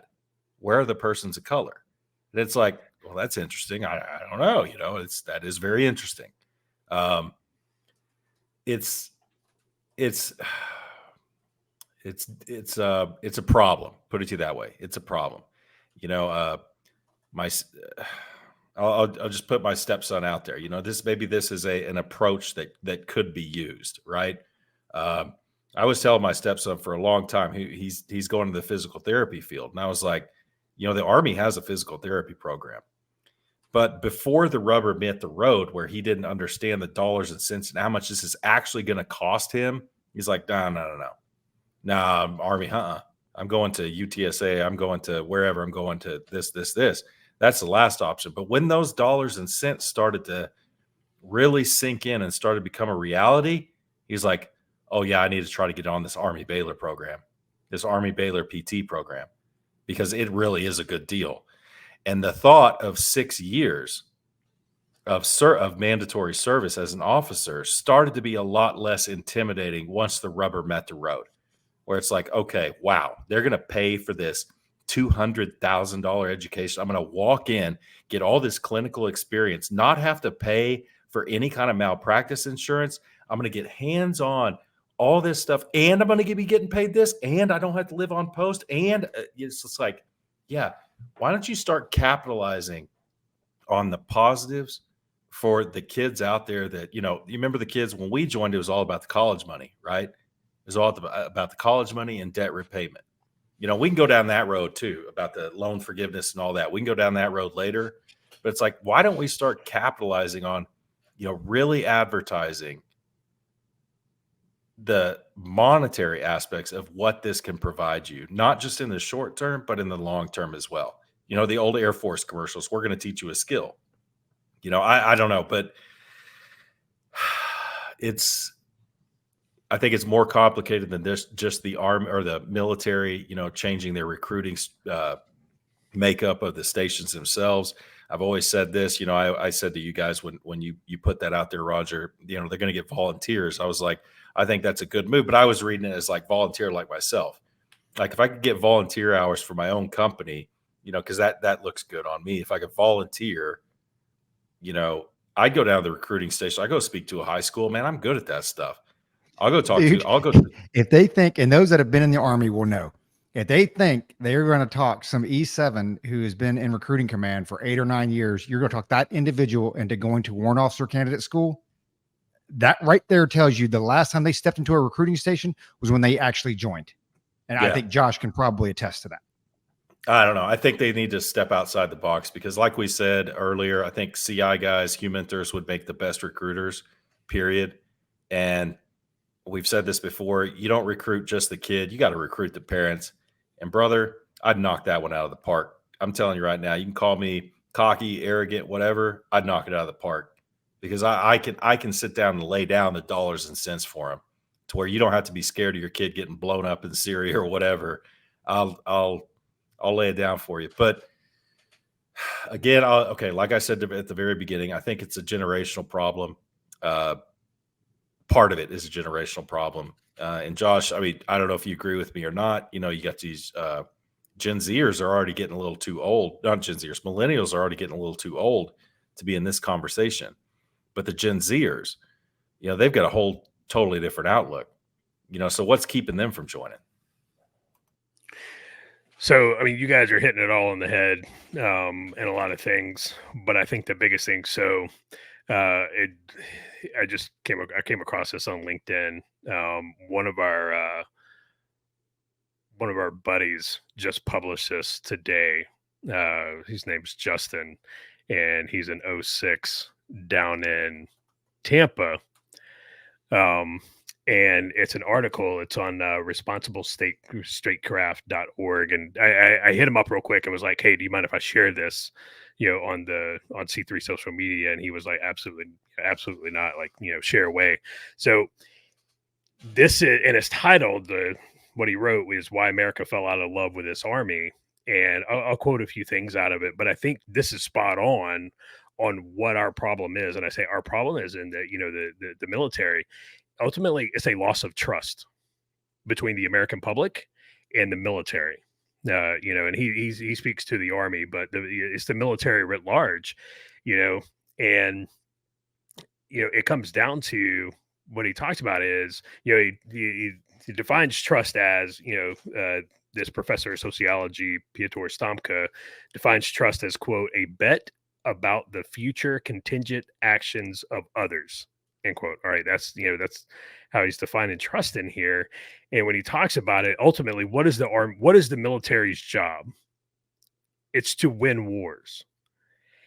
And we're not winning wars. Everything that you guys brought up, he kind of addresses, and you talk about, housing for soldiers, housing for, on base housing, we've all seen it, all the mold problems, everything. He talks about, services not being able to get a handle on suicides, care after the military, through the VA, and accountability. You take a look at it. The Pentagon has not passed an audit in the last 6 years, and they self-audit.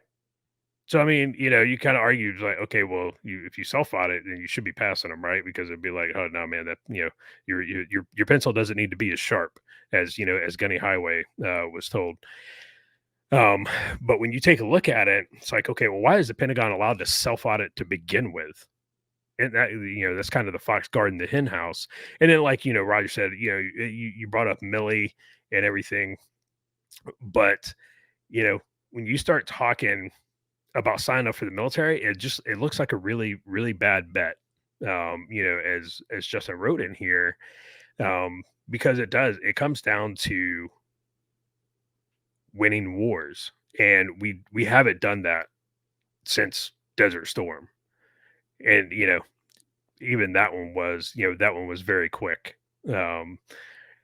So when we're talking about it here, this generation sat and watched for 20 years.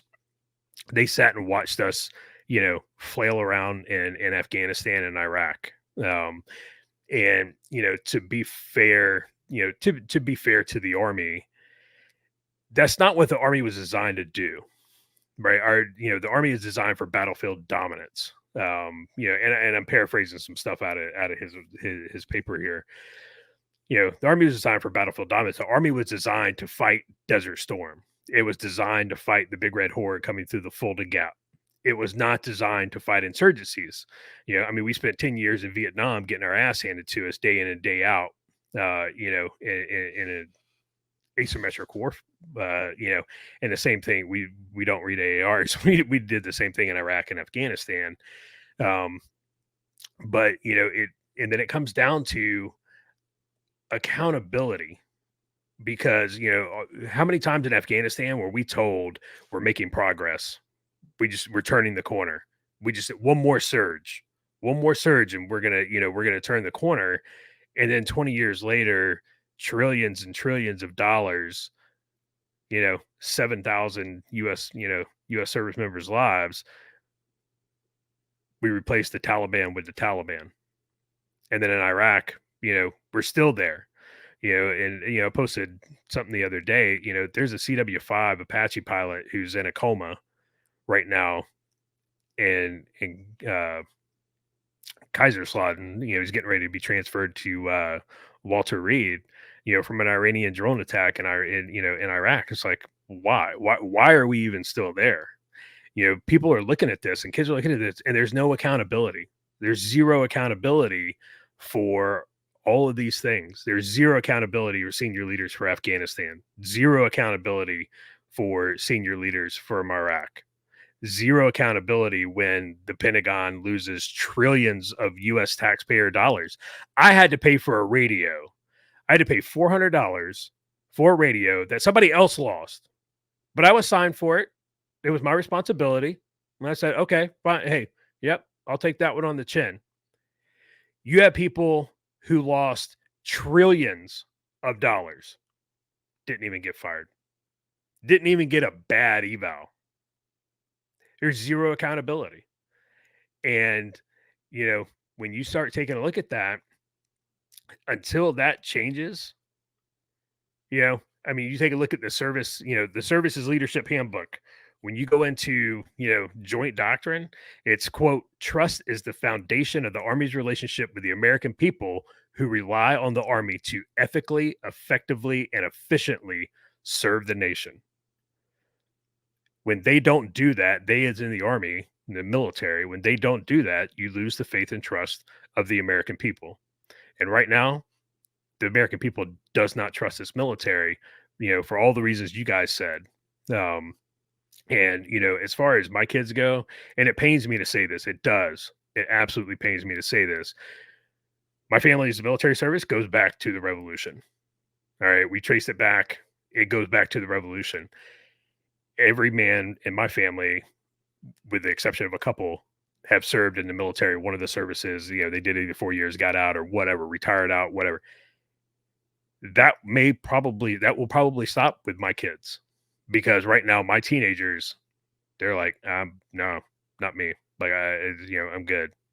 And it's hard for me to encourage them to join, given the current state of things, both in the military and in, Washington.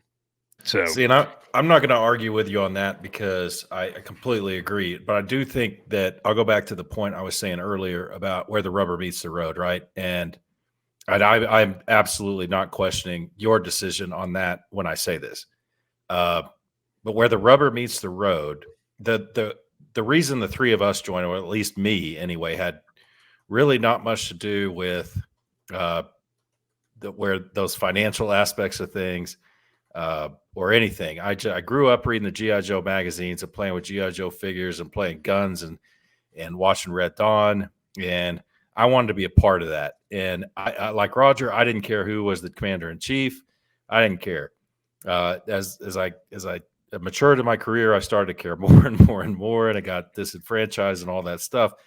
But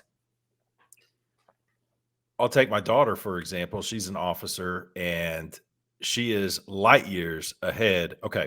She's light years ahead in the big picture than all of her peers, regardless of whether she believes in what she's doing or not. She's getting real executive experience.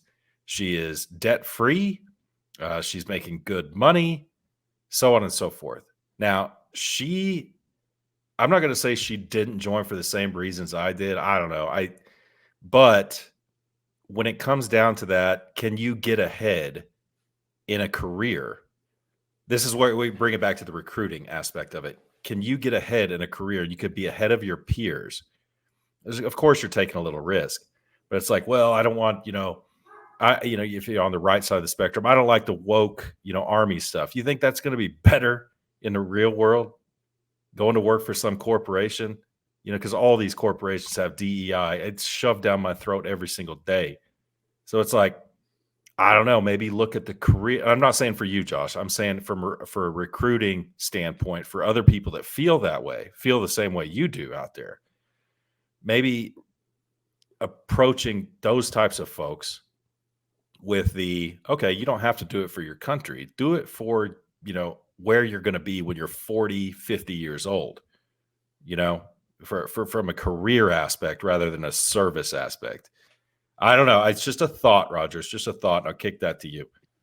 Yeah, I think both of them are right. I think Josh has got a very high level, philosophical approach that is what is used to sell, and just to dumb it down for me, you use that to sell to the parent. The center of influences that kid's going to talk to, that boy and girl. Those people that we used to call them centers of influence. I don't know what they call them nowadays, but those people that those kids are going to turn to for advice and guidance, they have to believe in the cause. Okay. Because at 18, that kid don't care. Okay. But you have to have that, because if everybody around them's telling them, no, this is a bad idea, like No different than us telling our kid, nah, you know what? Maybe the military, let's look at some different options. That's exactly what you're talking about. And so you have to make beliefs.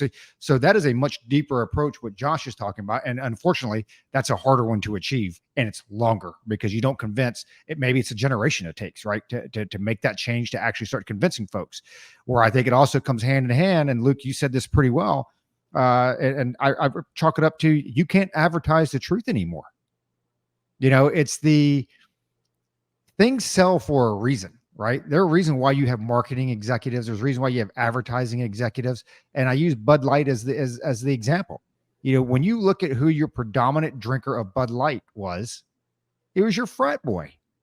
It was your college age, young adult frat boy, went out and slammed some beers with his homies and, did and partied hard like a rock star and woke up the next day and did their business. And with the Army, they stopped advertising, back to Luke's point, they stopped advertising the benefits. Because especially right now, when you look at inflation, when you look at, real wages going down when compared to inflation, I like that, Bidenomics, real wages are up. Actually, real wages went up. I think I just saw the numbers this year. It was like 1.1% over the year, which doesn't even cover the inflation rate at its best case at 3 some odd percent, not even talking about 2 years. But, now is the time when you actually start advertising money for college, education, right? Maybe possibly a career and this and that. And I'm like, Luke, that's one of the things that made me successful as a recruiter was like, hey, tell me what your goals are. I'll show you how the Army's going to get you there. And then you come up with whatever path that you want to get there, and whatever one's going to get you there fastest, that's the one that I would go with. And that was an easy sell, but they don't sell that anymore, right? They don't sell the jumping out of airplanes, be all you can be. Josh, I think you said that earlier, our generation, be all you can be with the cool songs. Even the Army Strong thing was pretty cool. They came up with some really cool commercials, right? And we were hitting our goals. Whoever the powers that be at USAREC and Accessions Command think that inclusiveness is what sells. They believe that when you saw that transsexual major pin on and get promoted, and they put that out there in a recruiting commercial, they believe that the majority of the people that join and volunteer will join because of inclusiveness. And I hate to tell you this, that is not why an 18-year-old man joins the Army. No, right? Not at all. Bud Light found that out. Bud Light found that out the hard way. Yeah. And I'll turn it over to you, Luke, in just a second. And so this is completely anecdotal, but, talking to, some of my wife's cousins and stuff who, they are, from the Midwest, they live in the Midwest. When you're talking to Midwestern, early 20s, mid 20s males, and you're talking to them, you're like, hey, it's like, do you guys never thought about joining the military, do anything military? And they go, no, absolutely not. There, no way. Yeah, I know there's money there. I know there's, go see the world. They're like, but, I'm a white male. How am I going to get ahead, in the military with all of this, DEI, I'm the problem. I'm, basically, I'm the terrorist now, here at home, according to, Joe Biden's latest, campaign ad and stuff. I'll tell you this, when the military loses Midwest America, you're in trouble. Like you are in trouble when you start losing rural white males as a recruiting pool. You're approaching the Rubicon there. Because I don't care. You can dice up however you want.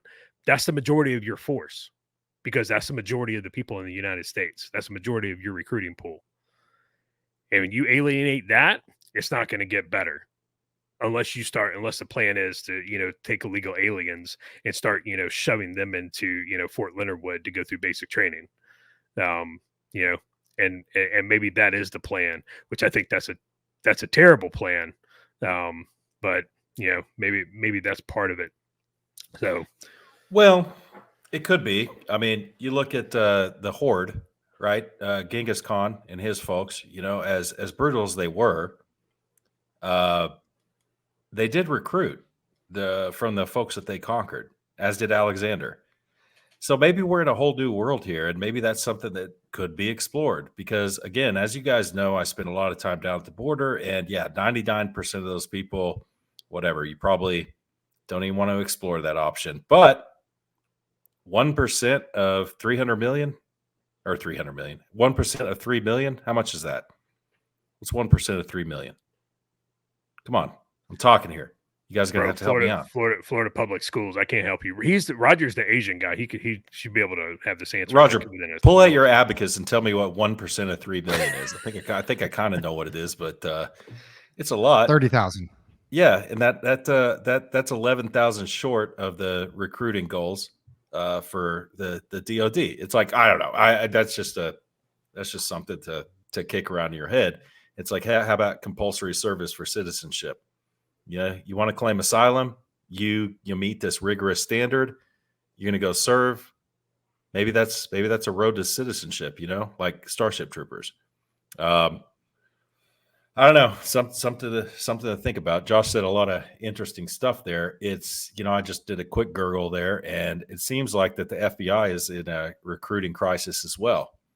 Not enough special agents are. You don't say. They're not. Yeah. CIA, I don't know, probably so. But my question to all these folks that, and again, it's just tough because we're getting to be like that boomer age, right? Where we're so out of touch with the kids now. It's just, we don't know. So it's tough for me to wrap my head around the thought process of young folks. It's like, okay, you're not going to go do that. I get it. What the hell else are you going to do? You think it's going to be better? You think you're not going to be an enemy in the regular workplace because you're a white male? It's like, it's the same everywhere. So why don't you want to go play with guns and shit? It's like, why don't you want to, go blow stuff up, or whatever, not blow, be a hero or whatever it is. I don't get it. And it's a change. It's a change in the overall thought process of kids. Like, when was the last time there was like a patriotic movie that you felt good about that didn't end with, 3 members of a, Navy SEAL team up in the mountains of Afghanistan getting blown up and Marcus Luttrell making it out alive? 13 Hours, great movie, right? Tragic, horribly tragic. All the recent war films that are being made are how tragic everything is. And it's like, that kind of sucks, bro. So getting through to those Midwest kids, those kids in Florida, a lot of military folks come out of Florida. A lot. Texas, the same. In the Midwest, the Great Plains, we're not reaching these kids, man. And it's not that we aren't reaching them. I'm saying that the nation is not reaching them. There's no sense of ownership or pride for this nation, for the kids. It's like, no, I'm going to go out and get mine. Well, good luck, bitch. Good luck going out there and getting yours. Because it's a tough world out there. You think it's going to be better? Whatever, man. Yeah, but we just spent the last 15, probably 10 years, really since 2008, telling these kids how racist the country is, how terrible the country is. You don't have to stand up for the flag if you don't want to. You don't have to stand up for the national anthem if you don't want to. America was built on slavery and institutional racism. Why would they want to do that? Why would you, if you got told that your entire, life, it's like telling minority kids, you're oppressed, you'll never get ahead in life, because so-and-so's got their boot on your neck. Well, why bother? Like, that's the worst thing you can tell a kid. The absolute worst thing you can tell a kid. But is it the same in the it's the exact same in the private sector too? That's the thing. Here's my thing is I wonder, I'm sitting here thinking, my mindset, growing up, if this stuff would have been pumped into my brain, of course we didn't have TikTok back then, but would I have joined? I don't know. It was just a different time back then. So it's very difficult to put myself in these kids' shoes. Like you're saying, this stuff is pumped into their brains, and it's just a different world, man. It's just a different world. And I'll throw it to Roger. Dude, I joined the Army because I was tired of working dead-end jobs, and I knew I needed to make like a drastic change, and I had to get out of the town I was in. Dude, my parents, and the minute they tried to talk me into the military from like day one, and my whole like problem with authority thing was like, I was adamant. I was like, well, I'm not doing that. just because you told me that's what I should do, I'm not going to do it. And then of course, look what happened. See, Look what happened. I believe you, Josh. I believe that's your experience, but I also believe that things like Red Dawn played a role in you wanting to go that route. No, Not just for Red sure. Dawn, but just the whole way we were brought up. Picking up a stick and that's a gun, and you're gonna take that hill. Yeah, no, I mean, once I made the leap, it was all in, and especially, then after 9/11, like there was like, me, I was like, there's no way I'm getting out. Like I'm in it. Like, I'm in it as long as, I'm physically able. And then I got jaded and, but yeah, it definitely is a different time. But, I agree with Justin and his, and what he laid out. It comes down to trust. And until parents trust the military once there's accountability, they're not going to encourage their kids to join. And kids aren't stupid, man. We give, we give them, we give them a lot of grief. And trust me, 3 teenagers, and you guys have kids as well. Like, there's sometimes you look at them, you're like, I can't believe you're my child. Like, really? Like, you made that decision? Okay, let's talk through this. But they see things, they see what's going on, and they, they see it. Every once in a while you get the question, you're like, hey, so 13 people got killed, leaving Afghanistan. Dad, did anybody get fired for that? Did anybody get in trouble for that? Nope. Not one. Oh, okay. That's weird, but okay. Yeah, so sorry, Roger, I stole your time. No, you guys are dumb. You guys are all dumb. You don't know what's going on, and you're just out of touch. And this is proven by the fact. Okay, this goes back to what we're talking about. This is, and I just pulled this up. I just Googled it. So, Vazirani, who's he's the deputy undersecretary of defense for personnel and readiness. So the Army, the 15,000 was actually the year before. It's going to be a total of a 40,000 decrease in the soldiers over the past 3 years, just the Army, which is 8.4% decline, right? According to Vazirani, recruitment has been hindered by a strong economy, which has provided young Americans with more options to choose from. That is why we are missing recruiting goals. So, Josh, you're full of shit. Tell Justin that he's full of shit. He's not in touch, even though he's still serving. He's not in touch. You're full of shit with your older teenage kids. I'm full of shit with my young adults. Luke, you've got a young junior officer there serving, so you're full of shit too, because Vazirani said that, hey man, we're missing readiness because the economy's good. And these are the same people. These are the same people. Okay. These are the same people that said that we are going to stop suicides in the DOD by making AFEs stop selling liquor after 10 p.m. And that right there sums up what we said. It sums up Justin's article about lack of trust because of zero accountability. That right there, I mean, that is akin to the communist state never admitting that they're wrong, because you can't admit the state's wrong, right? Because the state is perfect. And the state can't be wrong, because if the state's wrong, then, the system fails and it just falls apart. Our military leadership cannot admit that they're wrong. And the NDA, 2024 NDA, received bipartisan support, and I'm reading this from the article, for reduced military numbers. You know why? Because it makes it look like we're not missing the goals. I said it, dude. I said it at the very beginning. And I actually learned that from my dad. My dad was a career recruiter, did it for like 24 years. And he's like, we don't ever miss numbers anymore. And I'm like, how do you, and this was when I was young, wasn't even a recruiter. He was like, nah, Congress come back, they'll adjust them. And, we always hit our target. And then right here, hey, you know what? We're missing numbers. No, we're not missing numbers. Just move the goalpost down a little bit. That's all you got to do. Do you guys know who Brown Water Squid is on Twitter or on X? No. I don't either. But this guy posted a screenshot of a conversation. Kind of ties into what we're saying. One person says, getting into hog trapping here in North Texas. What do you guys use to attract hogs? And somebody replies, BAH and TRICARE mostly.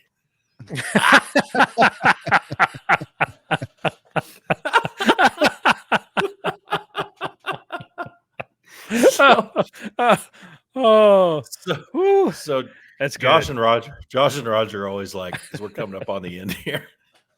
Josh and Roger are always like, I don't do New Year's resolutions because I do resolutions as they come. It's like same thing as I don't celebrate Thanksgiving because I'm thankful all the time. I don't celebrate Christmas because I give gifts all the time. You know, whatever. This dude walks 100 miles and now he's walking on water. Whatever. My New Year's resolution was to complete a 100-mile. And You're done. You're good. So I'm done for the year. I'm gonna try to. I do believe I don't do the New Year's resolution thing. I'm not real big on it, but I do think it's a good goalpost. It's like, okay, last year I didn't do this. You know, through the entire year, it's a good measuring post. And I am going to try to read more books this year, man. I didn't read enough books last year. That's all there is to it. And one of the ones, That's Josh, all I want is one more goal to fail at. Whatever. So you can feel really good about yourself. So Josh, yeah, I want to do this for myself and the audience as well. You shared a book with us that was about the pioneers in the West back in the day. And I know I'm putting you on the spot a little bit, but since you shared that with us, I've actually seen that a few times on X, saying it's just a brutal book. Do you have that at the ready, like what the title of that book is and who wrote it and all that stuff, or should we revisit that? Are you talking about the one that I sent out? It was from the 1920s. Yeah, well, was it from the 1920s? Whatever, I don't know. You shared it with us, and I was like, I'm kind of interested in that thing because now, according to what I'm seeing on X, if you read anything about the pioneers, you're a white supremacist. So, yeah, so I don't have it. So I don't have it handy, and I can't remember the title off the name of my head. But basically, what it was is a guy wrote. It's kind of it wasn't necessarily a book. It was just kind of, it was kind of like some papers on his philosophy and his thoughts of how the pioneers, in the westward expansion is tied directly into, American culture writ large, right? And how that became, really the basis for Americans, right? And the further that the settlers moved from the East Coast, the further they moved from the European, all the European culture that, came with the colonists. And then how, the West became became uniquely American. Because it was unlike anywhere else. And so this guy wrote it. It was used, and I'll pull up the names for the next episode. I'll kick that in there. It was used by academia for a very long time on, studying American culture, and this is what does it mean to be an American? And of course, here a couple of years ago, like you said, it was like, oh, this guy, he was a white guy that talked about American exceptionalism, and how America was great and how we're, this great culture. Well, he's a white supremacist, because westward expansion was, stolen land, and all, again, all the, the woke DEI stuff. But it's really, really good. But I don't have it handy. And I can't remember the guy's name right off the top of my head. Well, I'll just throw this in there real quick. Nikki Haley just said, we have to secure our schools the same way we secure our airports. She is so dumb. Gonna be Trump's running mate, Roger. God, I hope not. When you know what, that thought had never even crossed my mind until I think it was you or Josh that brought it up. I'm like, dude, if he does that, I'm going to be so disappointed. But you know what? Nothing surprises me nowadays. So some other people are saying that rumors are starting to come out that Kristi Noem is on the short list as well. I could see that. I can see that. I don't have any shout outs. So Josh, Yep. I'll kick it to you. All right, sorry. So I just pulled up the name of the book and the guy. So my bad. So it was written by Frederick Jackson Turner, and it's called "The Significance of the Frontier in American History." Originally published in 1920. So definitely read if you get a chance. Shout outs, man, dude. I didn't. You put me on the spot again. I don't have any shout outs. This one, I will make. I promise I will make a list and shout people out next episode. Yeah, my big shout out goes to my daughter. She just left today. The fellas were giving me a hard time about it, but she's going back to PA school to finish out her last 3 months, which I'm pretty stoked. Should be a pretty big year for this family. So I know she's on the drive back, and I'll try to get something edited and get it out to her because I know she's probably got about 3 days of a drive. So maybe she'll catch the end of this thing or whatever. But don't forget while you're doing what you're doing, babe. Get out there, get back to it, and we'll celebrate when you get back here. For everybody else, yeah, Josh, like we need some scripts. C3 needs some scripts. We actually need some C3 scripts. Like we have our own little model thing or whatever. But thanks to everybody out there listening. We'll get some better shout outs next time. Keep your canteen cups tightly secured and full of some good whiskey.